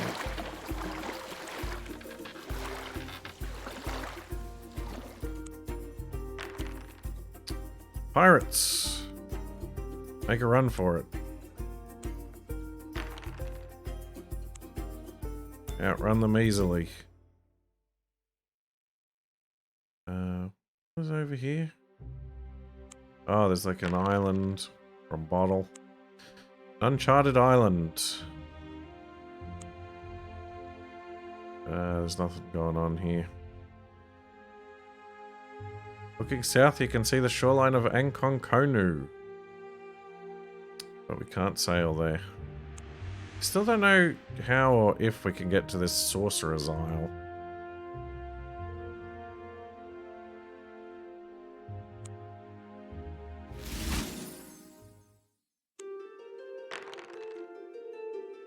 Plain sailing. Right, unfortunately I can't dock up my castle. We're sailing in the bay of the Ruby River. Alright, we'll sail into Aku.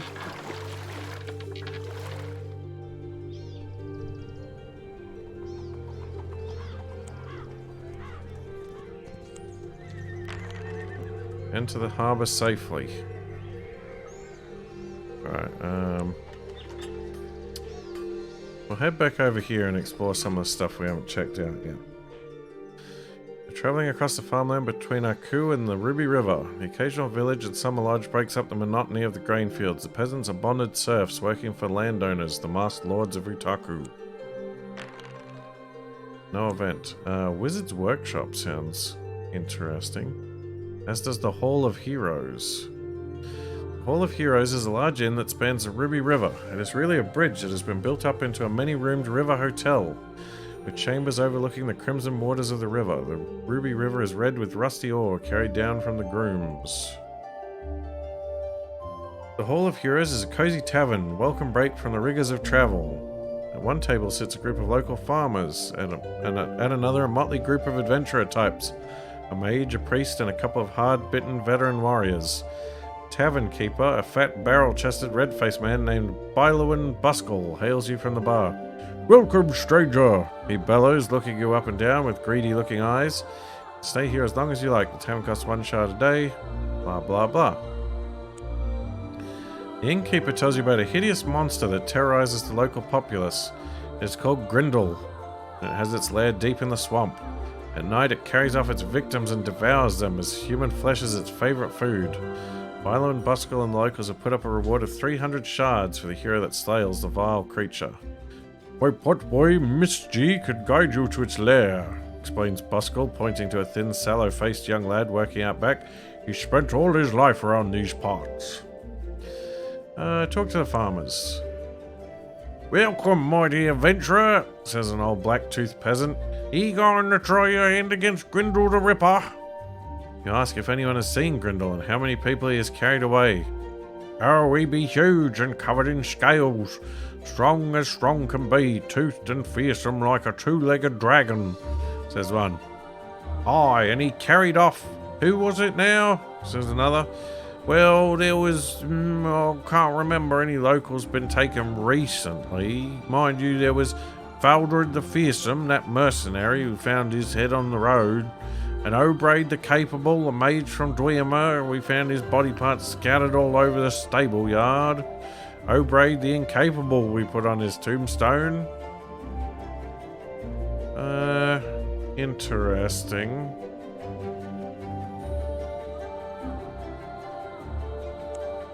You pull up a chair and join the 4 adventurers. They too are hoping to have a go at Grindel, but are uncertain of the risks. It's all very well, comments a young enchantress whose name is Chrysia. Being adventurers and all, but the trouble is at least 15 so-called heroes have tried dealing with this Grindel, and none has ever been seen again. Aye, that's true, growls an older warrior named Kimran. And I've taken on some tough opponents in my time, but those are not good odds. Another, a priest of Elnir from Sakara, judging by his attire, says, and of course no one has lived to tell us what Grindel looks like, or how he fights, and so we're all a little unsure how to proceed. Might do some scouting. It sounds like he's in these sumps. But I'm going to go check out the stuff over here first. There was something going on in the countryside. Oh, this is where I ran into the leprechaun. What about the Thurlings? What's going on with the Thurlings? Since the High King has returned, the land has blossomed. Thurlings is a village once more. Everywhere new buildings are under construction. Locals sing as they work. There is now a temple to Marka, goddess of disease and famine. Temple of Marka, the terrible goddess of disease and famine, is only half built. Is to be a large underground chamber excavated from the very earth. Workmen are busy everywhere, though the temple is open for business and worship. Down below, the walls are bare earth. The ceiling is covered in the roots of growing plants. For Marka is also the goddess of the harvest, who must be kept happy, else disease and famine will strike the people, their crops, and their livestock. The priestess welcomes you. At last, we can worship the true gods, now that the Utakan and their foul god Ebron have been driven out of old Harkuno. Seek a blessing. I think I've already got the blessing of immunity to disease. Not much else I can do here. Not much else to do at all. Okay.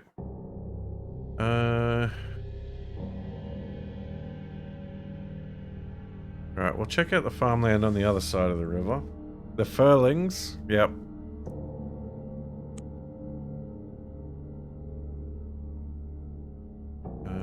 Let's see. A wizard's workshop. You come across one of the country houses of a masked noble Utaku. You meet a noble called Hemawas Tamalkaya, an artificer of magic. He wears a mask shaped like a crescent moon, with a pointed forehead and a pointed chin. He shows you his workshop. On a table lies a huge iron man, the golem he is working on. To complete my enchantment of the iron golem, I need some selenium ore. Perhaps you have some. I will pay you well for it. Interesting. I want to see a robot. Now, I do believe I have some selenium ore tucked away for a special occasion. We can leave the key. Put this potion with my potion. Actually, I can leave both the keys here.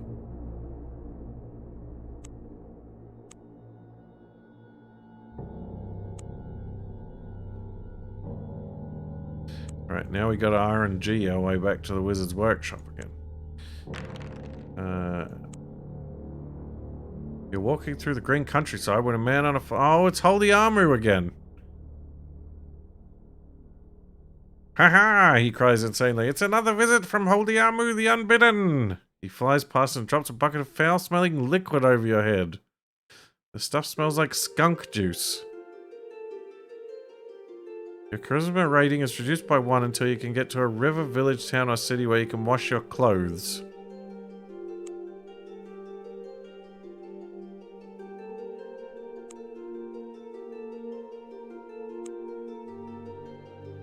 Oh, well, I think that sorted it out. Oh.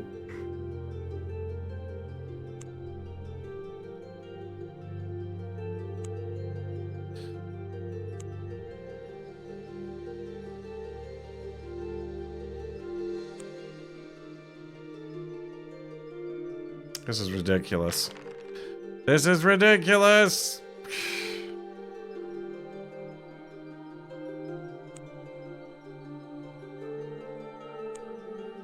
Roll high. There we go. Give him the ore. Excellent, says Hemawa Tamalkaya. He begins work on the iron golem, placing the ore inside its head. He Seems to have forgotten you were there. You said you'd pay me for the ore, you say politely. Eh? What? Oh, yes, the adventurer. Actually, there may be one more service you can do for me. I need one more ingredient before I can activate the golem, says Hemoa silkily. To be precise, a human heart. Come to think of it, yours will be perfect. It'll save me from the payment for the ore. Okay. My magic isn't super high. I'd probably be better off with combat. But he's a wizard, so he'd respect magic. Alright. Spells. Oh, well, I succeeded without even rolling. Hamawas Tamalkaya points at you and speaks a word of magic. You begin to feel your heart straining inside your chest. Through sheer willpower alone, you thwart his sorceress attempt to rip your heart out. Then you manipulate the magic he has unleashed, send it hurtling back at him. Hamawas did not suspect you are a magician of such power, and he is caught unawares. His heart bursts from his chest and he drops dead. While you're here, you might as well loot his house. You can take a cobalt wand, some selenium ore, 250 shards, and an amulet of Ebron. You also find a strange book. You found a rather extraordinary book. It is called the Vade Mecum. You must be in one of the cities mentioned in the book below before you can use the Vade Mecum. It's a book of teleportation. You can use it to travel instantly to any of the other cities listed. However, every time you use it, you must make a magic roll at difficulty 13. Well, my magic is 12, so I don't think I can fail. You still travel to your destination, but the book is destroyed. It can teleport you to Aku, Ringhorn, Yaramura, or Yellowport. Wow, that's pretty nifty.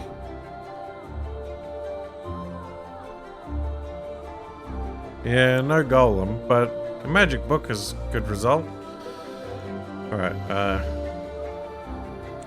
we will drop it off at home. Uh-oh.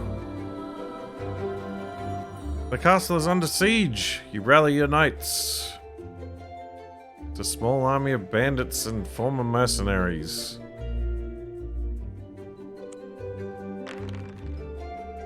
They are beaten off. What? I'm badly wounded and lose 2 maximum stamina. And I lost all my castle defense bonuses. Are you kidding me?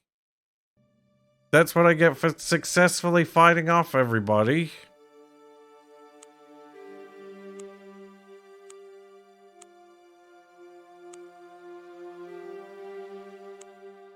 Oh, now I've got to find a pickaxe somewhere.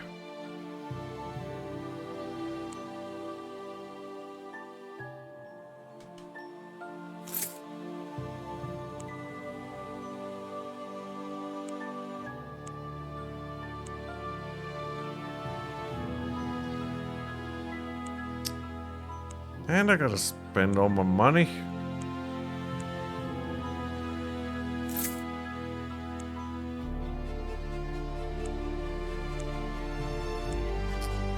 That's ridiculous.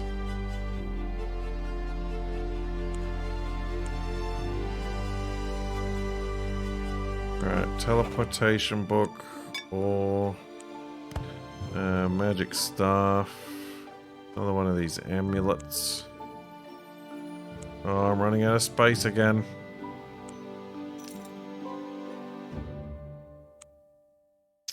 Oh, I can't believe I lost more stamina. That's the worst. I was enjoying having more.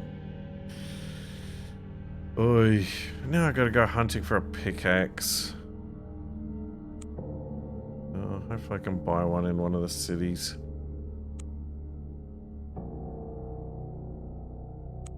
Alright.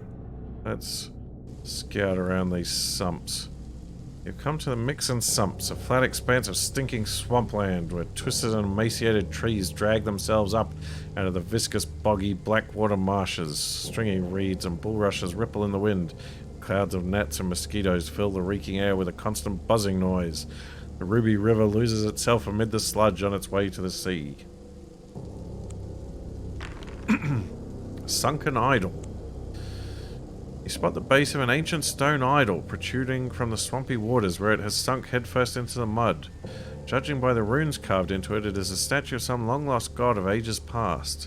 It's not particularly large. You reckon you could pull it out of the mire and set it upright on firm ground using some vines and wooden rollers cut from branches of a mangrove tree. It would take a day or two. Yeah, let's do it.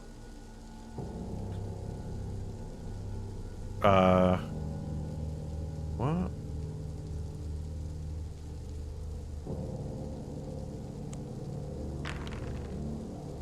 Score less than rank. After many hours of hard labour, you manage to set the idol upright. Once you have cleaned off the mud and filth, you see a noble face carved with a halo of sunfire around its crowned head. As the sun strikes its pitted features, you feel a momentary sense of joy emanating from the statue. As if the light had awakened the ancient god from his sleep, the god awards you with a blessing, a magic blessing. Primordial sun god. Intriguing.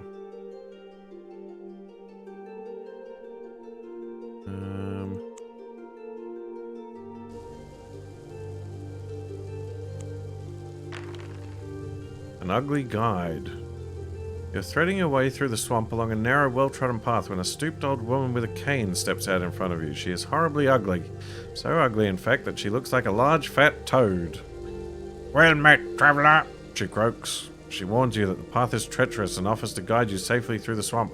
Follow me and I'll see you safe in return for a shard or two. Sure. She leads you down a hidden, winding path. After some time, the ground suddenly gives way beneath your feet and you sink into a patch of quicksand. The old woman chuckles evilly and disappears into a grove of mangrove trees. You're sinking fast. Already the swampy mud is up to your waist. Desperately, reach out for the branch of a gnarled tree.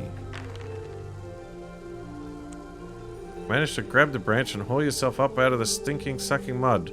Fortunately, you're now lost. Yeah, that's fine. I'm a good scout. You're able to follow your own tracks back out of the swamp. Curiously, you notice the old woman left no tracks at all. Do you remember the idol of the god you uncovered? Yeah, let's have a look. After many... What? Oh, I can just get another blessing. Alright, I guess we're gonna take this quest.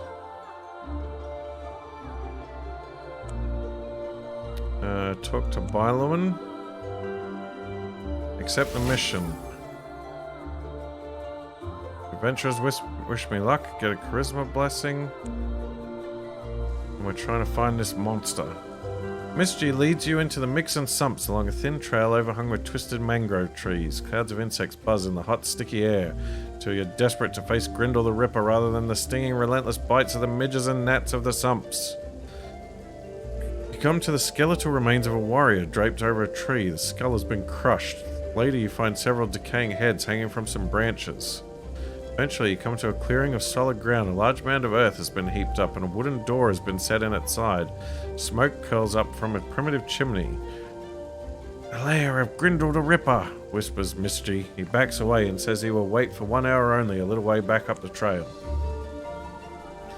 You step forward bravely and call out a challenge. The door slams open and out steps a huge man-shaped reptilian beast. Its scaly skin is a greenish hue and its hands end in massive iron-hard talons. The face is like that of a lizard with coal black eyes and a red crest running from the top of his head all the way down his back and along the heavily muscled tail. "Oh, by Ebron Snot," bellows Grindel in a booming voice. "Not another god-cursed would-be hero. Why can't you just leave me alone? Why do you keep coming here time after time? What is it with you hairy, ugly little monkey people?" Grindel picks up a tree trunk by the door and hefts it like a mace. He glares at you. "Come on then. Oh, we don't have to fight, you know. Why do you keep eating people?" Grindel eyes you warily and takes a step closer. "Balderdash," he rumbles. "I wouldn't eat one of you lot if you paid me. All hair and bone. Anyway, my species is vegetarian. Always has been, always will be. What about the bodies I found on the way here? I've got a right to defend myself, haven't I? He blusters angrily. It's all a ploy by that boiler and Buskell. He sends people like you to attack me. I'll kill 'em. I have to. He gets the tourist trade, not to mention the gear you characters love to carry around. That Miss G is always sneaking about, looting the bodies I dump over there. Indicates the pile of bones in the corner. Alright. Alright, Miss G. You leave the clearing carefully. Grindel lets you go unmolested, fixing you with a stare through slitted eyes. You grab Miss G and drag him kicking and screaming to face Grindel. No, howls Miss G unhappily. It's all a trick. The vile beast just wants to get you off guard. Grindel leans on his tree trunk, gazing impassively at the sky. Bah, he mutters. Throw Miss G at his feet. Miss G squirms on the ground fearfully. Grindel grins at you, revealing heavy, grinding teeth, then roars a war cry right into Miss G's face. Effect is immediate. Miss G breaks down and confesses all. Everything Grindel has said is true. Buskell the innkeeper keeps most of the looted gear in his cellar, which he sells off slowly so as not to alert anyone. Buskell even murdered one or two of the locals in the beginning to lend credence to the tales about Grindel the Ripper. After a bowl of fruit and a glass of wine in Grindel's rather simple home, you set off back to the Hall of Heroes with Miss G in chains, intent on exposing Bilo and Buskell for the lying murderer he really is. There we go. As soon as you walk into the Hall of Heroes, Miss G, chained though he is, throws himself on the floor and cries out, "Help! Help! This one's in league with Grindel! He has returned to slay us all!" With oaths and curses, the farmers and adventurers leap up, drawing swords and readying pitchforks. Bilo and Buskell eyes you through hooded eyelids and reaches for an iron mace he keeps under the bar. "Kill the traitor!" he shouts. You had best talk fast to get yourself out of this one and persuade them that Buskell is the only traitor around here. Oof. Beowulf. You manage to convince them that Buskell is behind it all by insisting they check his cellar. Sure enough, the hoard of gear is soon uncovered. "By Elnir," cries someone, "there's Obraid the Incapable's cobalt wand." Various other objects are recognized and the full extent of Buskell's infamy is uncovered. Justice's summary is hung from the nearest lamppost and left to rot. Miss G's fate is to become a slave in the ox-driven ships of the Utakan Navy. You are given first pick of the items in the cellar as a reward. You may choose 2 items from the following list. Ooh. Shadar Scimitar. It's pretty cool. I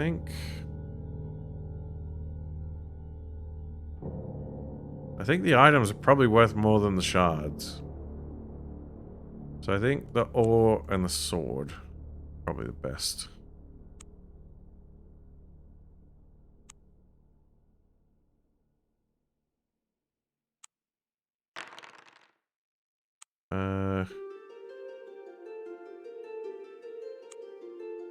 Nope, not going back to the wizard's house. Alright, what's going on here now that we've dealt with the dude? Hall of Heroes is open for business. The new patron is none other than Grindel the Ripper. He stands behind the bar serving beer and meals, vegetarian only, and has become quite an attraction. Patrons come for miles around to be served by the friendly and amiable Lizard Man. Grindel welcomes you as an old friend. You can stay for free. He will also allow you to store items in the cellar. You can leave possessions of money here to save having to carry them around. Transfer anything you wish to leave from your adventure sheet to box. Aha! Access to the stash.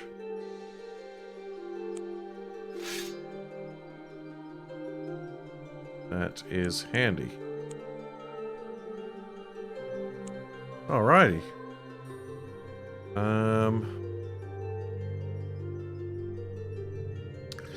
Well, I think that just about covers it for the old Harkuna territory.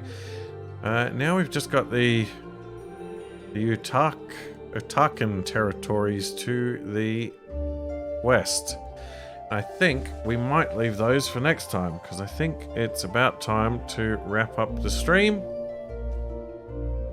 So, thank you everybody for watching. Yeah. We'll get into some political intrigue next time, and we'll see how well I can do with my paltry charisma score. So that'll be fun. I can't remember what other quests have I got. I gotta find the key in the wheat fields, but I don't know how to get through. And I had some other quests for the countess or whatever she was. Oh well. But yeah, we'll do some more of that next time. Thanks for joining me, everybody. Stay tuned. We're gonna do a raid.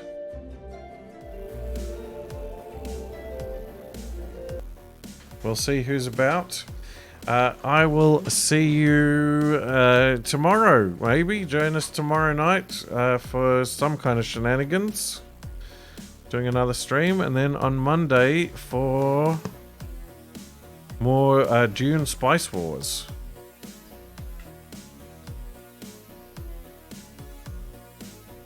But right now, let's see who we can raid.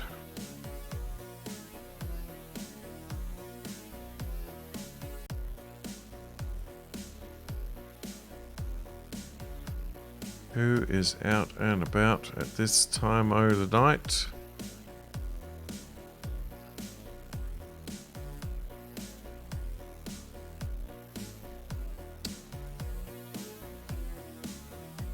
It looks like friendly friend of the channel,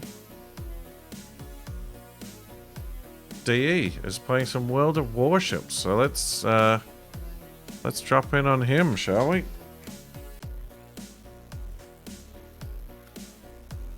Make sure you give him a follow, and I will see you soon. Have a good one, everybody.